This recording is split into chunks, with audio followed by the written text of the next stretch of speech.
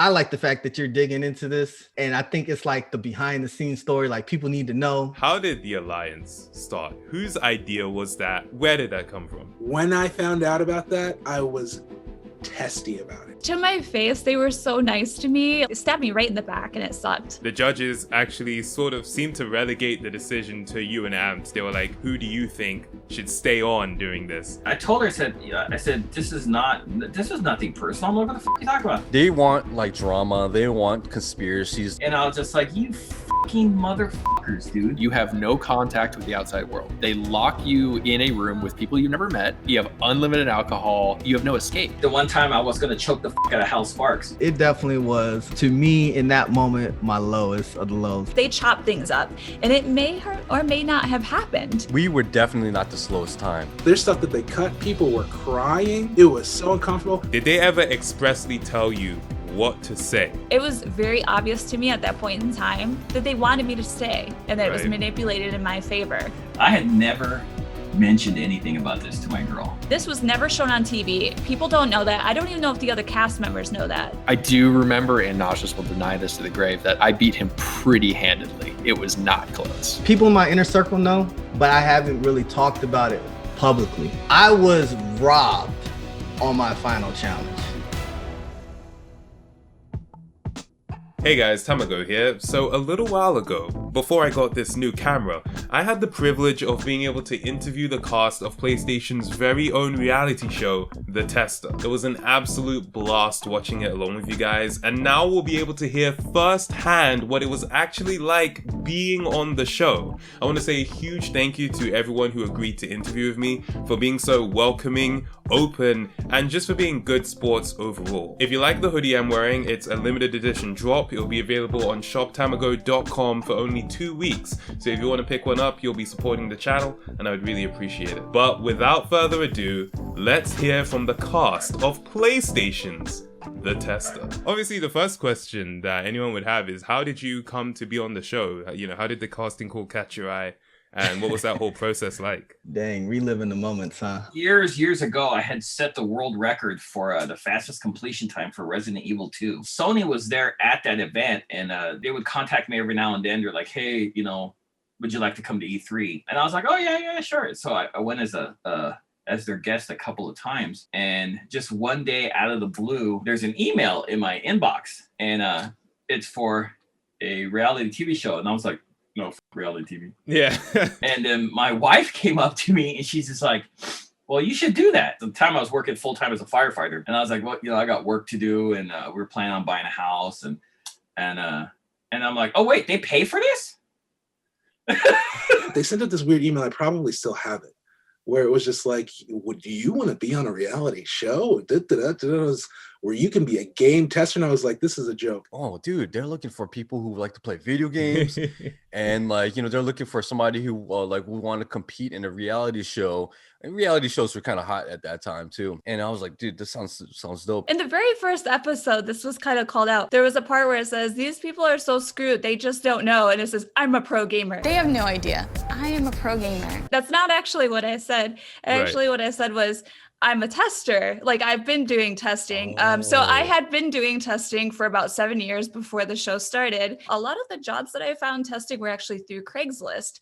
And when I was typing in QA tester on Craigslist, this showed up and it said, hey, we're doing a TV show. We're looking for QA testers to be on this show. I was like, okay, well, we'll try it out and see how it goes. And I ended up getting cast for it. So I found it through a Craigslist listing back in the day. It's not all sketch. Sometimes it's legit. I was out in North Carolina. I just recently graduated from university, and I was bartending out there. I saw the casting call because I was an avid follower of the PlayStation blog, and they posted that there. And I submitted a video submission for the casting call, and I eventually got a call back while I was on shift. Bartending and waiting tables at a restaurant. At that time, my ex-girlfriend, she was all over the internet a lot of times, and I just played video games. And so she was like, hey, there's this thing that Sony's doing. You might want to try it out. So I was like, laughed it. I was like, yeah, right. They ain't gonna put no black guy on there. So she was just like, just do it. I got a camera. I got it set up. Let's just, you know, do what they required. So I sat there and I did the whole thing and then turned it in. Didn't think nothing of it. Little did I know, she comes back, let me know, hey, they emailed me. I'm like, emailed you for what? Like, who emailed you? And she was like, Sony, the people, they want to actually do another interview. They liked what they saw. I was like, that was trash, my guy. But all right. I feel like you need to give yourself more credit because I watched your audition video and I thought it was pretty good, actually. You know, really? I can definitely see why they chose you. Yeah. What up, Sony? That's what I'm talking about. Just to show you how diehard of a fan I was when the PlayStation 2 dropped in 2000 or 2001, I do believe. I bought it on day one purchase. It got stolen 3 weeks later. Guess what? I bought another one. Nah, there were some fire ones. Like I saw Daryl's. I was like, oh, he was so creative. Yeah, yo, they put out that thing like make a video, and I like making videos. I like DIY stuff, so I was like, oh, I'll make a video. What is a video game system really? I'll tell you what it is right now. You got artists, you got creative people that want to make something happen, right? Did you actually go out of your way to make something that you thought was more creative than most people would do? Because it was quite a different format to the other ones I've seen. The other thing is I had like a little bit of a leg up, right? So like the whole thing was my idea, but at that point I was like very much working in reality TV. Like I was I was working in reality TV for like probably 4 or 5 years at that point. Like since high school, I was like in it. So I was like, oh, okay, they're looking for something that looks nice. So like here. My video was really, really goofy. It was like, I was really into cars. Well, I still am really into cars. And my car had a Nintendo built into it. Like I customized it with an original Nintendo in it, playing Super Mario Brothers. And then like I end up dying in the game. And I'm just like, oh, you know? Wait. I have a question real quick. Did you know it was a PlayStation show? Yeah, I did. And so you submitted you playing Super Mario Brothers. Because I was like, okay, I like Nintendo, you know what I'm saying? So You say you were already a tester, so why did you apply to go on a show where the prize was you get to be a games tester? Because I had actually just lost my last job as a tester due to a layoff. Our jobs were outsourced to Canada. So I had been unemployed for like a few months or so at that point. And so I figured, okay, this is a chance to get a testing job at a company that is very large. Like once I found out it was Sony, I was like, okay. And I kind of wanted the foot in the door because I didn't want to be a tester. I wanted to do marketing work. I wasn't like, oh my God, this is my dream job to be a tester for the rest of my life. It was like, this is a foot in the door to work for Sony. So I thought it was a good opportunity. Yeah, that does make sense. Little did I know. What you have to remember is this was in 2008, 2009. When we were in the height of the Great Recession, and there were no jobs. So even an entry-level job was something that was really sought after because, I'm not joking, McDonald's, Starbucks weren't hiring. Were you interested in being a games tester? Like, why did you go on the show? Was it just because of the payment opportunity? Yeah. I was like, I'm gonna make some money, and that's where I felt I was kind of at a disadvantage because there were so many people there that were like, I want to get into testing. And I was like, oh, I'm like, if they bounce me out of here, I'll just go back to my next fucking shift, I guess. I felt bad because there's people that were really struggling hard. And I was just like, the whole time I was like, eh. At that time in my life, I was very enter every contest you find. Okay. That was like my whole steez was like, anything you find that's a contest, just enter it. Like I still wanted to work in sound design in video games specifically. When I was a kid, I was like really into like, I wanted to be a voiceover forever. Like that's like what I wanted to do. It seemed like a method to do it. And then also it's like a cool thing to go do for Sony. And they were really like, they were sweet. They were very nice. They were like very kind to us, and it was chill. You know, video games is my passion. PlayStation at that time was like my favorite brand to play with. So it was just, you know, really knocking out two birds with one stone in that kind of sense. And being the fact that I was on a show that literally was paying me while on the show and got to express my personality.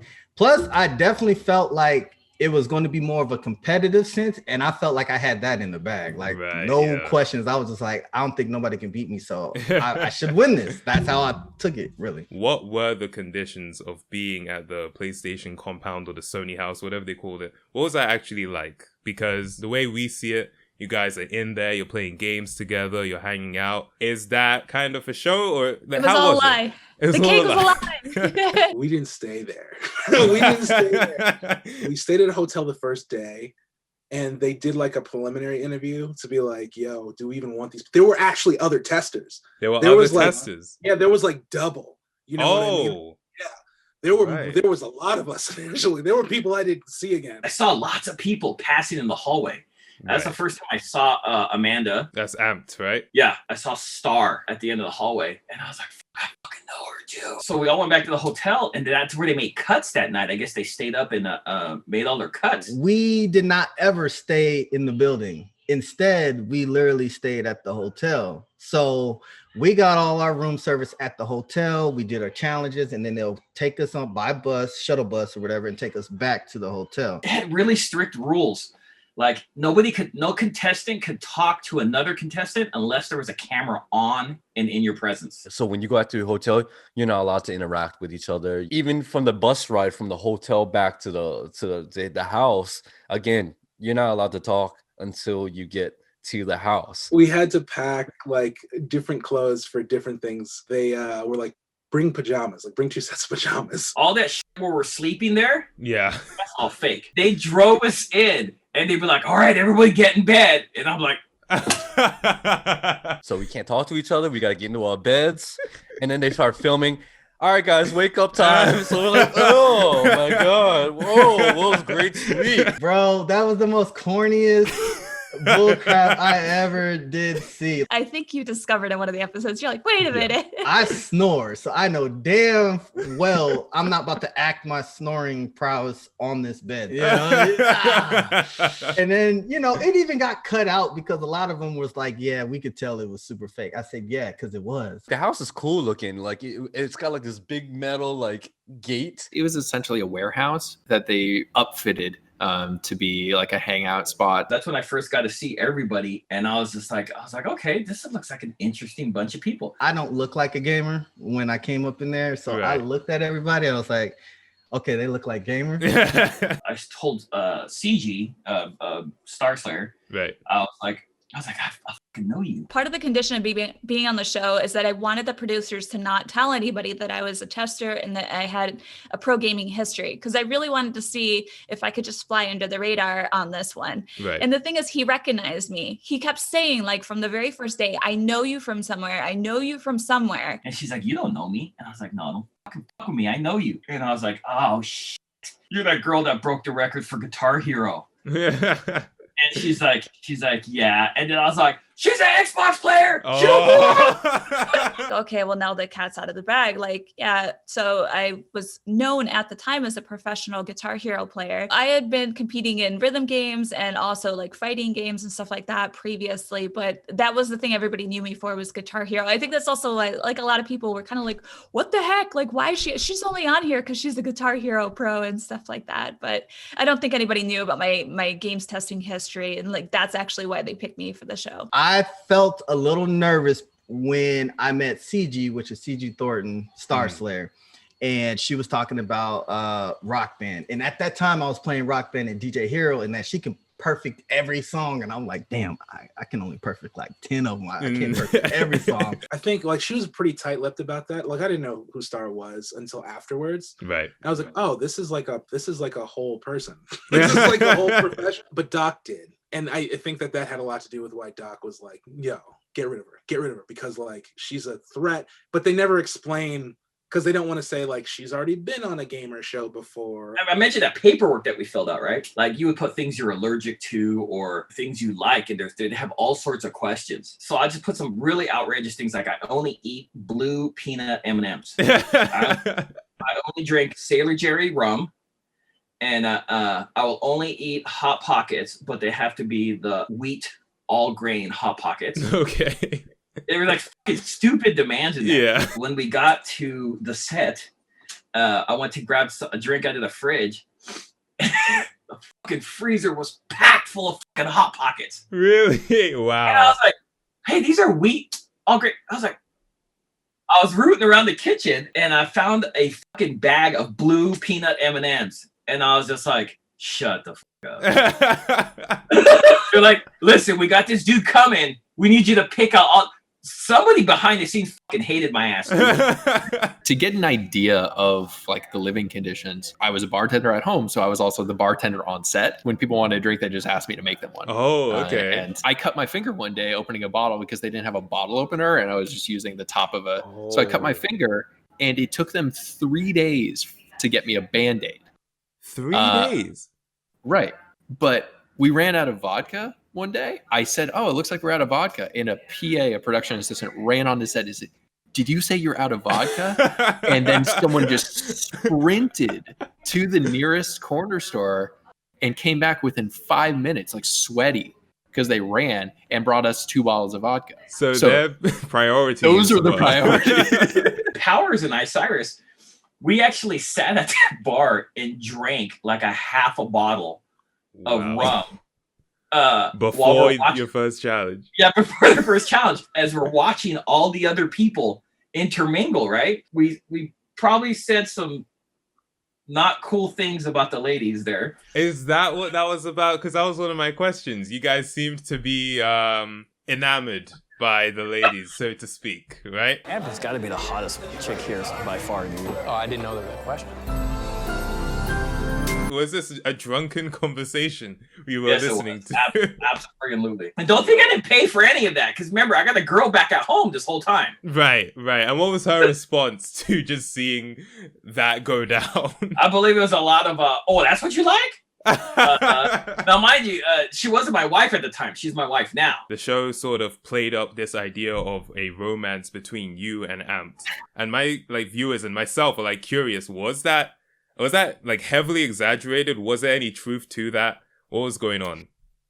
So what they didn't say, they edited and cut this out, is so Amanda told me at the beginning of the show that she had a boyfriend. Right. Okay. So they just conveniently edited that part out. Okay. And it was just because that didn't make sense with the story they were trying to create. No one's really exactly asked if I had a boyfriend, so I kind of kept it on the DL, and we'll see how it goes. Her boyfriend, which is, I believe, not her husband, was an LA County Sheriff deputy. I feel like a dick saying this. I knew that before he knew that. I waited probably a long time to tell Cyrus that, because he was just check her out. And I'm like, oh, yeah, you should go for that, dude. Mind you, we've been drinking. We've been drinking. Yeah. So I'm just sitting there going, oh, yeah, definitely, bro. Oh, yeah. They played this thing where Amped and Cyrus were all falling over each other. And that Doc had this obsession with luge. And it's all right. I mean, they did. They did. But they definitely hammed it up way harder than, Every show needs a romance. They got Lauren and Sam. Doc and Luge, right? Yeah, they got them. You even mentioned that, your wife was quite upset about that. But what was up with that? That girl is a hardworking Brooklyn girl, man. I loved her accent. We would get her to say, we had a list of words. You'd be like, all right, say this word, and then we all laugh. Right. She was a great girl, and I knew she had someone at home. I had my girl at home. I had never mentioned anything about this to my girl, and right. So I was just like, that was there, Yeah. And I remember she came home from work. This is your wife, right? Yeah. Right. And she had the hand on the hip in the kitchen, and I'm like, what's up, baby? And she's like, so my friend watched your show. And I was just like, yeah, I gotta go. We got along. She was one of the people that we was in the alliance that we gravitated and would hang out together. She was just there and really supportive of me when we were when I was crying and etc. Right. Yeah.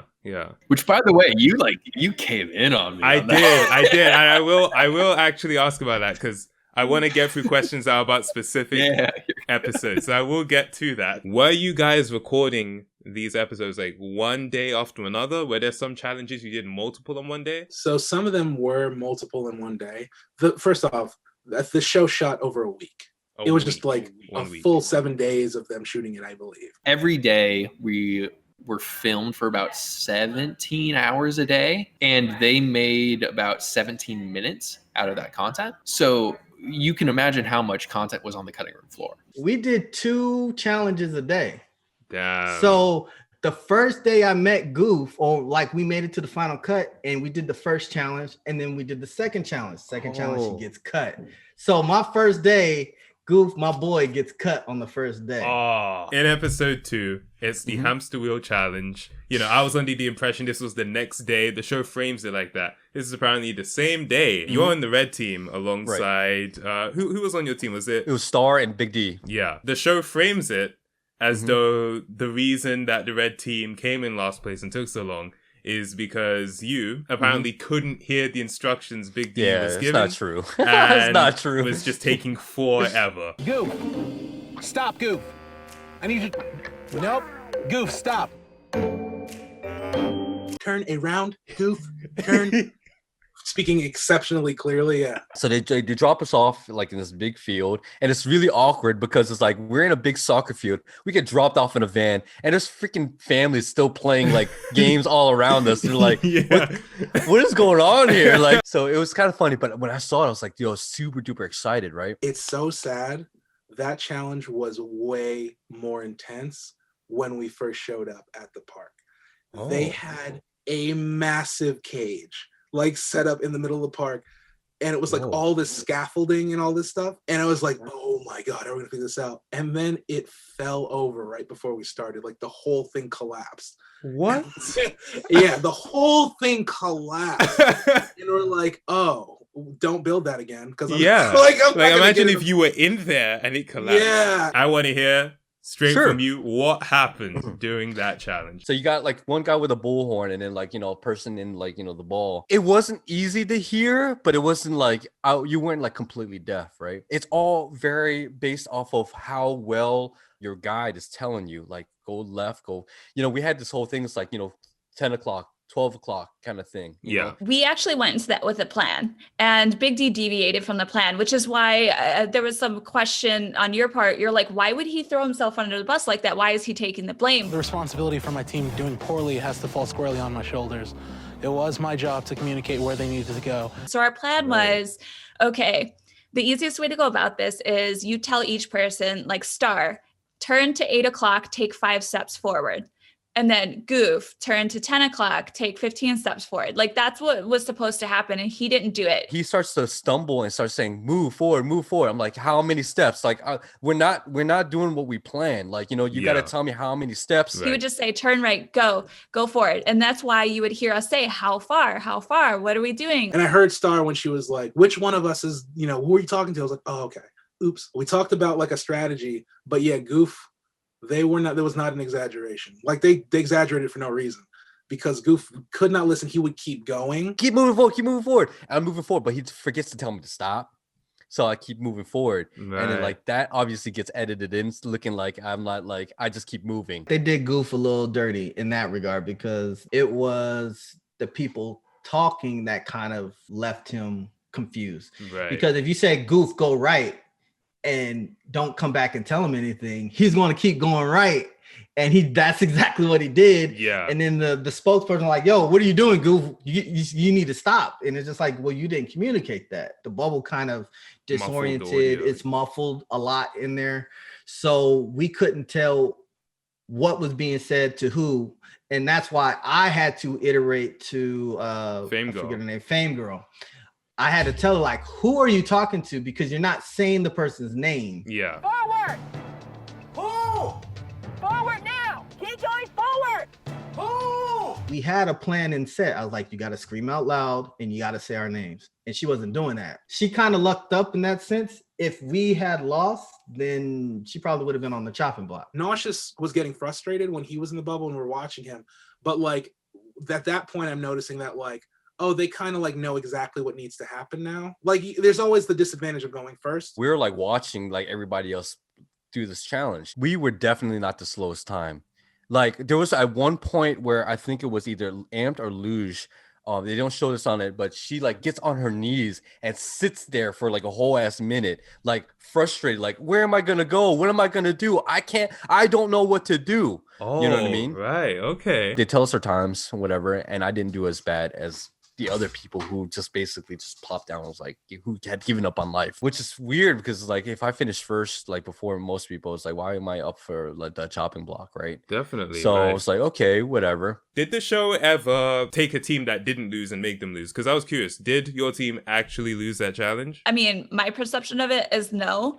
But we also were the first to go. So it was like, we didn't really have that experience of like watching and learning from other people's mistakes. We just had a game plan and like hope that it worked, and it didn't, unfortunately. I don't remember exactly how it went, like time wise, how bad we were, or good we did compared to other people. I mean, they just kind of throw people in the bottom and then edit it to make it look worse. So it's like they deserve to be there. Yeah. So We get back to the house. And I'm just thinking like, okay, well, you know, it wasn't terrible. I think we still have a chance, kind of thing. And then they start talking about like, you guys are on a chopping block. Who do you think should go home? Everybody's putting a heat on Big D because he was the main dude, right? Right. Is Then, this like, the judges speaking to you, by the way? Yeah. The judges are telling us like, yeah, we have time to deliberate, you know, before the actual elimination. Okay. So we still have to deliberate. The teams can now actually start talking about who they think should go home. Like other teams can talk about like who they felt was weak, and then like the judges like, you know, will ask us these questions and whatnot, right? From my recollection, we all thought that Amp did the worst, and she was like, you know, on the verge of like, you know, going home because like she was like the worst, like, you know, the time out of everybody, I think it was. I think Star said something about why Amped is here. Like I don't even know why she's here. Some that was starting shit. And I think maybe that's also it. They'd had like a very clear and present beef. Amped is looking back at Star, defending why she's like, I want to be here and da-da-da-da-da. I want to be a game tester so bad. I want to work in video game industry like more than anything else. And yes, it is a competition. And yes, I am going to do my very hardest to win in every matter what way I can. I think like Nauseous was like clapping at the end of the it was good. Then like, you know, they get to the point where it's like, okay, now it's down to you and Big D. Now you got to start pleading like, you know, why you should stay, why you deserve to stay kind of thing. Before we make our final decision, we'd like to hear why you want this so much. They want a sob story, you know what I mean? They want like, why, like, you got to tell us, like, you got to plead, like, you got, like, why should you be here? And that's when like I'm start thinking like, you know, maybe I could come up with some type of sobs. I don't want to go home because I have nothing at home right now. I don't have a job. I need a future. I don't want to go home. Yeah. You know, I got nothing else. I got nothing at home right now. Let me stay, you know? He was impassioned, like, I have nothing else. I was doing dance. Like, he went off about his, like, whole life. And then I was like, you can't say all that. You're giving people too much. Like, not that you have to be a guarded person or whatever, but, like, you're giving them too much. You're giving them too much, dude. It just wasn't powerful enough compared to, like, you know, Big D's, his plead. You know, he had a really good case, too. You know, not gonna lie, he had a really good case. That was a long elimination of figuring out like how to get the language to be like, well, I mean, I shouldn't go home because like I'll go home and like I can hold the L, you know what I mean? Like bear that like, a big ass. Yeah. But like, you know, there was like a big conversation about like, but like, why are we even having this conversation? Maybe send none of us home. I love the guy, man. Like, you know, he definitely, I feel like he definitely deserved to be there. And I felt like if it was a game, a show about gaming, he definitely would have been a top contender. I think it would have been between him and Nauseous, to be honest with you, dude. And if you think back about it, it's like $5,000 in a gaming tester job. Not the most spectacular prize, to be honest with you. To go through some of the embarrassing things that we had, that I had to go through. Yeah. I was like, dude, is it worth it? You know? I would have liked to have seen the cage, to be fair. But I'm glad you guys are alive and that the cage did not topple over on you. How did the alliance start? Whose idea was that? Where did that come from? Yeah, that was my idea. Okay. It was his idea. But we formulated that without knowing anything about the show. Call it hubris, but it's like the group that we thought should continue on to the final. It's so funny because my paramedic partner, I had talked about I was going to do a reality show.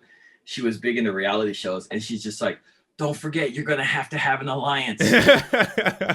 And I had remembered that, and I was just like, oh, this seems like a good time. Yo, we should form an alliance. Oh, yeah! We just got along, and we wanted to hang out with each other. And from our limited understanding of how reality TV shows work, this is the thing you do. Didn't have any knowledge of this alliance that they formed When I found out about that, I was testy about it. I was upset. I was like, yo, why are y'all doing that? You know what I mean? I was like, why are y'all doing that? Especially like with the background in TV, it's like, yo, they're gonna want you on the show because you're being fishy. You know what I mean? Like you're being sneaky. One thing I want to say to my boy Goof, which I've never said, yo, dude, like, why'd you leave the kitchen, B? Like when they were like, yo, we need to talk. I would have never, like if it was me, I'd be like, what are we doing? What are we talking about? I gotta talk to these three, bro. Oh, that's piece. Thanks, man. When you get back from the challenge and I go into... Yo, we got to talk. Yo, the three of us have to like, all right, negative, B. Negative. No, why did you bounce? And then you didn't say anything like, yeah, they were in there and they wanted to talk to each other. Then I can be like, all right, so we're talking now. What's good? How are we going to get them? Like it would have triggered a whole, like, he slept on that, dude. I was in the kitchen, eating my string cheese and soda. This alliance comes in and then they're like, Goof, you gotta go. We got business to take care of. I'm like, fucking fine. Jesus. I'll just eat somewhere else. There's not really much anywhere else I can go. Okay, it's a small place. How come you didn't say anything when they kicked you out? How come you weren't like, hey, Hampton Nauseous or Hampton Cyrus are conspiring over there? So that's my thing, man. Like the whole time on the show, it's like, in retrospect, if I look back and if I was to like, you know, like actually speak my mind and like, you know, kind of defend myself a little bit more, I feel like I would have been a more interesting character and I was more likely to stay on the show. You know what I mean? Like the show is more like they want like drama, they want conspiracies, they want things that are like entertaining. If not, then you are more likely to be written off of the show. That's how like these allegiances kind of start. And they're like, it was attractive to like the show. It's like, wow, you know what? This is good stuff. Like we want the divide. We want people to like start fighting each other and stuff like that. Did it affect anything? No. Did we have any direct effect on who went home ever? No. Did it make it entertaining? And it's like, are you now curious why we did it? Because we look stupid? Yes. At the time, we really didn't know that all this shit was out of our control. I was like, yeah, we should go on. It should be us. You know, we should be able to set the path. And if something goes wrong, we can always help the other person out. Was there anyone else who's originally gonna be in it, or you were just like, nah, these are the we people? wanted to bring Big D into it. Right. But they had kind of already sequestered us into groups. So we're like, yeah, it should be us. I was just like, they were bugging like this whole time. Like I felt so betrayed, dude. I was like, right. Did you find out when you were watching the show? Yeah. That's when amazing. I was watching it, that's when I knew it was like, oh, they had an alliance. Like no, like absolutely not. You know what? That makes me feel so much better about the show because, in the sense that I thought the alliance thing was some like fake made up thing and that everyone really knew about it. So to hear that you legit didn't know, I'm like, this show was actually much closer to reality than I originally gave it credit for. I always thought, there's no way they can be doing this. 3 people always meeting and no one else ever notices. So I had assumed that everyone pretty much knew, but you were all playing along. Like they might do something to kind of start a discussion with them, but then they'll also kind of do stuff to keep us away at the time because there is not very many places to go. So let's say they were talking in the kitchen, they might have somebody else talking to us or being like, so what do you guys think? Are you excited? Or they might pull us away to do interviews, something to keep us busy while that other filming is happening. Okay. So if that was their intention to kind of keep that under wraps, like as the production crew, like they can do that. They can make that happen. And also if they wanted us to know about it, they could have done that too. I experienced that when I first show where they would say, have you noticed that so-and-so and so-and-so have been hanging out a lot? You know, and it's like, you know what? Oh, those eliminations were long as hell too, by the way. They made those pop like they were like this. We were there for a minute every time. Like they were grilling. There's stuff that they cut. People were crying. It was so uncomfortable. I remember when Fame Girl bounced, she was like sobbing. I was like, ooh. Because Nicole is dope and she's like very heartfelt person, but I know her at the time. So I was like, why is she crying? So why is this?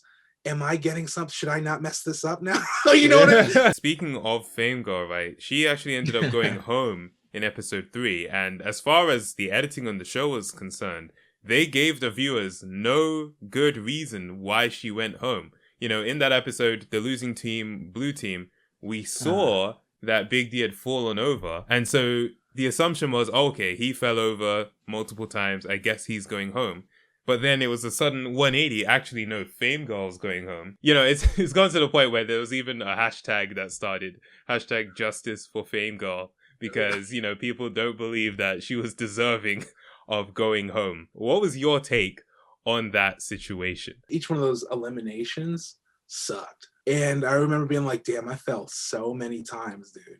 But then I was like, at that time, I was like still asthmatic. I was like pretty asthmatic. Oh, right. And that's why they bring it up and think like, he was having a hard time breathing, like this, that, and the third. And I was just like, don't say that. Like, don't bring that up. Come on, bro. Yeah, she shouldn't have gone home. Like, on like point blank, she shouldn't have gone home. I don't know. I think it was because they'd seen her already, like screaming like, Nauseous, okay, good. Nauseous, stop moving forward. Very good. Keep going. She was going Alabama Hammers. They finished fast, but it was just like, how did they finish? Like like she was going off. She had energy, pure energy. But she shouldn't have went home for that football thing. Like I busted my ass more times than they showed. I remember like getting like a bowling pin sort of thing going on, you know? Yeah, it was good. So yeah, there was like one point where it's just like I roll over on my head, my legs are up in the air, and then I come back. Watch out. Watch out. Oh, God. I was like, I'm going home. There's no way I'm not going home. So what it basically came down to is what everybody throughout the whole series knew. If you go first, you're grass, bro. You're probably going to lose, because we got the opportunity to see how it was running, and we would strategize based off of how bad you was doing. So we would say, okay, we're definitely not going to do what they're doing. So when we get to elimination, it came down to who did bad from previous episode. Okay. So they started talking about Fame Girl. You actually was doing kind of bad in challenge 2. If it wasn't for Nauseous and Cyrus, who Cyrus is on your team, did a good job saving you, you know, you would have probably got eliminated. So we was already in that mindset of that. So then it came down to, okay, we knew Cyrus was safe, but then it was Big D and Fame Girl. And so what they basically wanted to know is, okay, who do everybody feel deserves to be in that spot? Like, it's between those two. They kind of threw it in our shoes. Okay. And me, they asked each individually, and I was just like, look, both of them do. They, it's either one or the other. It's like you either cut one or you don't. But if you want to sit here and say one deserved it, the other, like, I'm not the judge. Like, this is y'all role. So I kind of put it back on them. Right. Because I was like, nah, you're not about to put this on the black guy to pin me against the two black African Americans on the show. I was like, nah, y'all not about to do that to me. No. The judges actually sort of seemed to relegate the decision to you and Amt. They were like, who do you think should stay on doing this? And, Amt chose Big D. And then I was like screaming at the screen, Yo, Cyrus, choose Fame Girl so that it'll make it a stalemate. What do you think about that? Was that actually something that could have happened, or maybe? I think that there's a lot of false power being created in that dynamic, because, again, cutting room floor. If they asked one of us, they asked all of us that question. Oh, every person, even on the opposite team. Oh yeah, they asked everybody who should stay and who should go. Oh, okay. They only kept what made sense in the narrative that they're trying to weave. But the judges weren't as insidious as you think they're. Oh, they only asked them. They're positioning those two as the leaders. Cyrus, Amped, if you guys were in our shoes, you only can keep X amount of people. I don't like this game. It made sense in the story arc for that time. Okay. So that viewers would start associating us with, okay, these are the people that have power in the house, that the judges are paying attention to, what have you. How did you feel about the judges, delegating that decision? Lazy, and it's scary. It's horrifying. I don't know why they were maybe they were doing it to try to elicit reactions when they did, because they did that every time. They would, and they did it more. I think they just used the scenes where people spoke the most. But basically everybody would get asked, well, who should go home? And you just tick down the line, and you're standing next to people, and some people say some ornery ass, people were getting vicious. Also, Big D, Daryl is just the nicest guy on the planet. I have absolutely nothing against Fame Girl, but Daryl's like the nicest person. Yeah. So even if you screwed up, I'd probably vote to keep him. What really caused the elimination for Fame Girl is because not based off of that challenge itself, but it was because the previous challenge, how she kind of was messing up. And then they also said the first challenge too, she was kind of as well. So they kind of just accumulated all three together and was like, well, you kind of did worse than Big D. My favorite challenge was definitely the LARPing challenge. I was like, all right, I'm doing this. Like, fine. Like, I've been in the bottom for so long.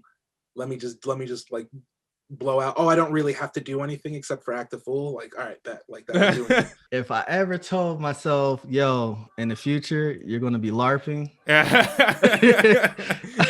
You down for that? Nah, bro. Like the LARPing experience, I don't have anything against LARPing or anything else, but it definitely was, to me in that moment, my lowest of the lows. Like when I was doing it, I was just like, look what you're out here doing. Like, are you serious? Like, this is what you're out here doing? And I did my best. And that's another thing about that episode. They try to make it seem like we copied the originals. The biggest issues I had for you guys' storyline was it was nearly identical to the one that we saw when we showed you what LARPing was all about. First off and foremost, we got rules. The first rule was, hey, you got a certain setting. So they gave Star and them space. Yeah. They gave us medieval times. We had to go with basically what they showed us on medieval times. And they told us there has to be a villain, there has to be a princess, the princess has to be saved. The LARPing thing is almost a standard rundown formula. So when they were like, oh, you copied them, it's like, yeah, but you copied every other fucking adventure there is, period. Doc actually knew a lot about stage, like being a stagehand and acting and stuff. And he's like, you got to do this. And he was pretty instrumental in like making a good LARP. The other one was whack though. Right. The mall cop thing was not Space Mall Cop. Didn't make sense. What was cool is like they got us like laughing because we had like gotten chummy very quickly. But like it didn't make no sense, bro. Yeah. It didn't make no sense. Was the other team really as bad as they were portrayed as being in the show? Oh, it was, bro. Cringy wasn't a term until that moment. If that was a moment of definition of cringy, that was that. Okay. Because when we watched it, I was just like, oh, I feel so bad for them. Like, this makes me feel bad. Like, I don't even want to be here. And there's moments where I'm just like, kind of hiding my face. Like, I don't even want to watch this anymore because it's so cringy and bad. Yeah. From the perspective of someone who was on the opposite team, how bad was their performance really? Because the show made it seem like it was an absolute train wreck. And I wanted to know, like, was it really that bad? It was not. It wasn't. I thought we were going to lose that challenge. You actually thought oh, okay. So does that mean that it was more level in terms of the quality of the performances, right? Yeah. I actually thought we were gonna lose that, and I was pretty shocked. First, I didn't think that we had enough stuff to really set us apart from the example. Then the performances were so neck and neck that I was just like, I don't know how they're gonna pick. Their performance actually wasn't bad, and I was like, yeah, we could probably lose this one. Your team is shown as just being completely abysmal. That's how it's shown. And I wanted to know, was your team really as bad as it was portrayed? It actually was. All right. So what would you say about your performance? Because I will just preempt this with speaking to Doc. He believes that you guys actually did much better than what was shown on the show. We did better than what was shown. Like it was played up. I'm a little bit upset about how it was portrayed because I was watching a lot of Deep Space Nine at the time. Right. And Deep Space Nine is essentially like mall cops in deep space. Okay. Like, yeah, that's what I was going for. So the whole thing was, it was supposed to be a comedy thing. It was supposed to be set in space. It was mall cops in space. And we were kind of not taking it seriously. It was like the whole Spaceballs kind of thing. We're just going to call everything space. It's a space mall and they're eating space donuts and they're space cops and whatever. Like, we were not taking it super seriously. We were trying to have fun with it and make it funny, but be completely different from the example, unlike the other team. Yeah. But, and we actually had a whole plot. And the thing is, like, there was like a story, and then there was like time travel, and then there was going back, and like we made sure to provide context for what was happening and why it was happening. They cut all of that from the show, and they showed it looked like we were just running around and doing nothing. There was like a really awesome chase scene that we actually got complimented for.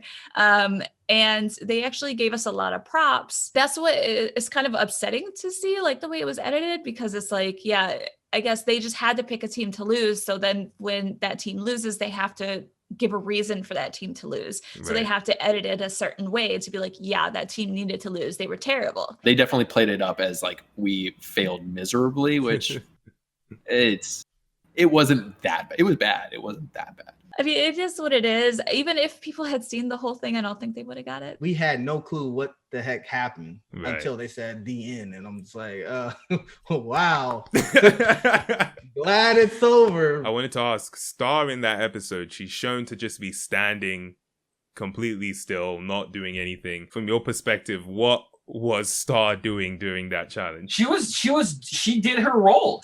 Everyone had an active role. They just chose to show. I think at one point they might have used crickets when they showed her standing there, and I was like, that's fucked up. Yeah. I'm going to call BS on one part where they showed me just standing around. So the production people, first of all, they told me to stand there and wait for a minute. They're like, we're setting up the cameras. That's when they were filming me, when they were just setting up the cameras. So that part where I was just standing there doing nothing, it's because they were setting up the cameras, and that's what they used the footage for. They were setting up Star to be that person, the bad person that was just getting through shit, and people were going to hate her for just skating by. Right. Yeah. And that was not the case at all. She was actually an active participant in the whole fucking thing. And it was really weird that they used Cyrus to say something about me standing around, because it's like, he was on my team. He knows exactly when I was and wasn't standing around. So why would he say that? So Star, she's not talking. She's just really silent. It is just a green screen thing where they fed people lines, and then, they would just say it. Some people were more willing to say the things that they told them to say than others. I did come up with my own theory during one of the episodes that they did invite people back to say things just so that they would have more context, so to speak, for what's happening in the episodes. Yeah. Were you one of the people they invited back to like say extra lines? Okay. Yeah. You can tell, I think I'm wearing like a black button-up shirt with like black little skulls on it. And then anytime you see that, yeah, that's everything that happened afterwards. Cyrus was there, Amped was there, Nauseous. Doc, I don't remember if he was one of the people that they brought back, but I think it's like everybody who's like in the top 6 or so for sure came back and did lines afterwards, because the whole purpose is, to more context, because the thing is they chop things up and it may or may not have happened. So if it didn't happen, then they have to have somebody say something about it, or to back it up in a sense. Yeah. Right. Was there anything they wanted you to say that you were like, no, I won't say that? Yeah, that I was sad that Doc left. And I was like, I'm not saying that. And they're like, but you were at the time. I was like, that was before I found out that he backstabbed me. I didn't know. Okay, that's hilarious. That's hilarious. You mentioned that he backstabbed you. Is this the alliance you're talking about here? Yeah, because to my face, they were so nice to me. Like, I felt like we were friends. Like, outside of the show, like, whatever, we can be competitive on the show, but it like felt like we were forming a friendship. And then even like Cyrus was like really cool with me, like in the house and stuff like that. And so like when stuff like this happened, and like those 3 were just so nice to me. And then to find out that they were just the whole time like trying to throw me under the bus, I was like, man, screw you guys. You guys suck. Like, I was being so nice, and I let my guard down with you guys. And I was like actually trying to like do whatever I could to like help them outside of the show afterwards. And so it was like, it stabbed me right in the back, and it sucked. We actually had a pretty good relationship during the filming, but when those cut scenes happen, right? So you'll be interacting in the mid-social space, right, of the loft. And then they'll come and bring you out. They're like, okay, we need you to come with us to do some shots. So they take you to another room, and then there's a person that takes notes, right? So then they're like, okay, we heard you talk about this. We want you to talk about that. We heard you talk about this. We want you to talk about that. So they set you aside for these separate interviews. Okay. And, that's where I learned how to answer proper on-camera questions. Like ask me any question. Why did you choose to be on the show? right? Normally I would say, well, because they were paying me, right? That's the wrong way to answer that. I would say I chose to be on the show because I knew that Sony was going to pay me to be there. Oh, okay. You have to regurgitate the question so that they can use it. Yeah, as part of the answer, so that they can use it in any context because you've put everything in there. I see. And little did I know, that's how they fucking set you up, right? Did they ever expressly tell you what to say? They said, no, you should say this? Or were you given at least the leeway to say what you thought of? Well, that's where the coaching came in, because they'd be like, okay, we want you to talk about this specifically. Like, this happened in the event, but tell us what Star did wrong. The sad thing about with Star is like, she didn't know the things that they would ask us until it was in the show. So like, she called me up, like, I'm on shift, I'm in my ambulance, right? I'm back home, staring, right? I'm in my ambulance doing paperwork. I get a call from her, fuck you. And I was just like, girl, this was all bullshit. I had no bad feelings towards Star Slayer until that point. Okay. I told her, I said, this is nothing personal. I'm like, what the fuck are you talking about? She's like, don't ever fucking call me, because we had texted, we had talked. She fucking mad as fuck. And I was like, and that was the last time I ever talked to her. Oh, okay. That's interesting. It is a bit of a shame that, reality television can sort of get in the way of potential friendships or just like being friendly with each other. Right. And one of the regrets I have is the falling out with her, because she really is a super nice person. She's a quiet spoken, really nice, kind-hearted person. And I still regret all that shit that went down, because we were becoming really good friends. Right. Also about the LARPing episode. So the guest judge on that episode, Catherine DeLeon. Wait, what was that? You said she was mean. She's so mean. Right. So here's the thing. Like, even as a viewer, I feel like every person watching it just felt your pain. It felt like Catherine DeLeon was talking to all of us. You were the worst performer out of everyone today. By a mile. What was that actually like in the elimination room when she was calling you out? So I don't fully remember her calling me out like that. It's a little bit weird. And I could have swore like some of the parts they showed with things that she actually said to somebody else. But it's so long ago, I can't fully remember. But she was just mean in general. She was vocal as hell. She was like seething. You know what I mean? She was like... Like, I was like, I don't want her to say anything bad about me because I might cry. Like, I might actually start crying. But she was she was very vocal, very, very much like, I didn't like this. I just think that this didn't make any sense. It was like,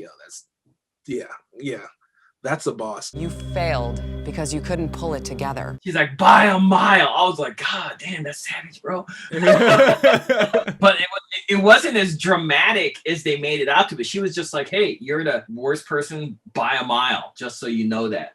And she went on to say other things, but they just narrowed it down to that one piece. I was just like, damn, that's fucked up. Yeah. I got a chance to talk to her after the tester. Talking to her more after the show was I found out what a friggin' awesome person she was. And it's so funny because they made her look like such a mean lady, and she's completely not, dude. She got like death threats for like being that mean. Like she wasn't that mean. Like they edited. Okay. She said those things, but they were like context. It wasn't just like berating nonstop. Like it got shown. So she was upset about her portrayal. I remember that. There's this one guy that I punched in the fucking face at a convention once. Oh wow. He came up and I was like, oh, you're fucking Doc. And I'm like, yeah. He's like, yeah, you crying over that bitch, you fucking simp. And I was just like, what the fuck you say to me? And now he came to the PlayStation booth, right? It was talking shit. So we were around the side, and I was like, you better fucking watch that. And then you better watch who you're calling a bitch. And I'm like, you need to control yourself. And he moved at me, so I punched him in the fucking face. I was like, who's the fucking simp now? And then the security fucking kicked him out. They took his badge, kicked him out of the convention. It was like day one. Day one, they took a 4-day pass, and they're like, Get out. Dude paid all that money, 4-day pass, gets kicked out. Those tears that I cried Yeah. actually were before the actual interview had started. Oh. I was already drinking. So right. Those are some alcohol-fueled emotional tears. And the reason those tears came on is because she really wanted to do something in gaming. Right. And she had a lot of fucking talent. And it was just one of those, she was just another person for the fucking for the crew to hatch it off during one of their little meetings, their tribal council fucking things. So I actually was really upset because she had a lot of talent and she really wanted this, and they were fucking dogging on her. And I was like, that's not right. That's not right, because this is someone that wants to do something, you know. And if I lost this, I could fucking care less. But she was really invested into it. I was fucking pissed, dude. I was fucking pissed. And when I was talking about it, I was like, give me a second to compose myself, because, you know, I can't believe they're screwing her over like this. And then when I saw that they used that, I was fucking raged. Yeah. See, now that seems to be a common thread, them using clips that aren't actually part of the interview or part of the footage, and then putting it in and completely fuzzying the context behind it. The common response is, how are you so emotionally invested in this? Like, you've known that person for 3 days. Like, why do you care? Put yourself in this mindset. You arrive at this place. The first thing they do is they take away your cell phone. You have no contact with the outside world. They lock you in a room with people you've never met, and there's just an open bar. You have unlimited alcohol, and you have no escape. You can't brush your teeth without a camera following you. So if you decompress, if you usually like use gaming, like a lot of us do, as an escape mechanism, you can't do that. You can't essentially refill your own batteries. So you're just all your energy is expended, and that cranks your emotions up to an 11. Right. So you become dependent on the people around you to fulfill that emotional need of decompression. And that's where these really quick attachments come from. It's a really screwed up psychological experiment, is what it is. Yeah, that's what it sounds like. You actually do grow a dependency on these people, and that's why it does affect you when they leave. And I've heard that the process of a person getting eliminated is pretty cut and dry. Like, they are eliminated, and that's the last time you will see them. You don't see them after that room. Like, there is no goodbye. There's no... For a lot of those people, that's the last time I ever saw them. They send you home immediately. They keep you there for the rest of the day so you can do your closeout interviews and stuff like that. The thing where it's like everybody walks out of the thing and then they're like, yo, okay, they got the hard light, and then Doc's like crying. They, like that part is immediately afterwards. Like, that happens. Real? Like, you just immediately, they are outside. They're like, stand here, like state your claim. And I was just like, yo, just like do a good job. Like, this is great. Don't let me down. What I'm gleaning from this, but also just from what I've seen of you online, is that you are a hardcore gamer. You don't just dabble. You play your games, you talk about games, you're heavily involved in gaming media. You are very knowledgeable about all things gaming. Which leads me to one question. In episode 5, the Buzz Quiz, when you were asked what color is the triangle button on the PlayStation controller, what compelled you to say pink? I don't know, dude. It's obviously fucking green. Now, mind you, I'm just going to throw in the fact that we were probably drunk 90% of the time. Understandable. One thing that I am quite happy to hear is that not as much of the show was faked as I felt it was. Because by this point watching the show, I had felt like, they've already told them what answers they're supposed to get right, which ones they're supposed to get wrong. So to hear that actually you did say that the button was pink instead of green, it gives me more faith in the show. There's something Big D has never forgiven me for the pie to the face. How did you feel when they brought out the pies? They didn't tell us. And awful. It was like, all right, let's do this. And I got really into it. It was like, all right, yeah, we're going to do this. Let's do this. And so Doc shoves this thing in my face. Yeah. And then he pushes the pie into my nose and then slides to the top of my head. and it just like immediately traveled up into my eyeballs. Like immediately was like in my nose, up, and it was disgusting. It was painful. I was like in the bathroom for half an hour. I remember Meredith like grabbing me by like the fat of my arm. So she like grabs me and it's like, oh, ow. And then like I'm walking around blind for like 30 minutes. And also they let me chill like that so that they could take pictures. Oh my They goodness. like knocked it, this pop, pop, and they're like, all right, cool. And then it gets quiet and I just hear click, click, click, click, click, click, click, click, click. And it's like, okay. It was a funny joke. Damn, yeah. Okay. When I hit him with that pie, dude, it came in with such force because I didn't realize he was that close to me. So when I hit him, I felt the pan shape to his face. Right? Yeah. And then I was just like, well, it should be a hat. So when it hit, I slid it up his head and it just pushed all that shit into his nose and his eyes. And then I was just like, on top of the head like a hat. And I'm like, now mind you, remember we have been drinking. I'm like, that looks good. That dude came back to the loft looking like a ghost. I felt so bad because I was just like, oh, we're just going to pie. And then when I felt his face into it, I'm like, nope, we're already here. Yeah. You get sent home to the dismay of pretty much all of the viewers of the series. In no small part due to you just being, a very fun character to watch. But also because you were not the worst performer on the challenge. In a very objective challenge where you had 2 points and Star had 1. It should have been a walk in the park decision for the judges, and yet you were sent home.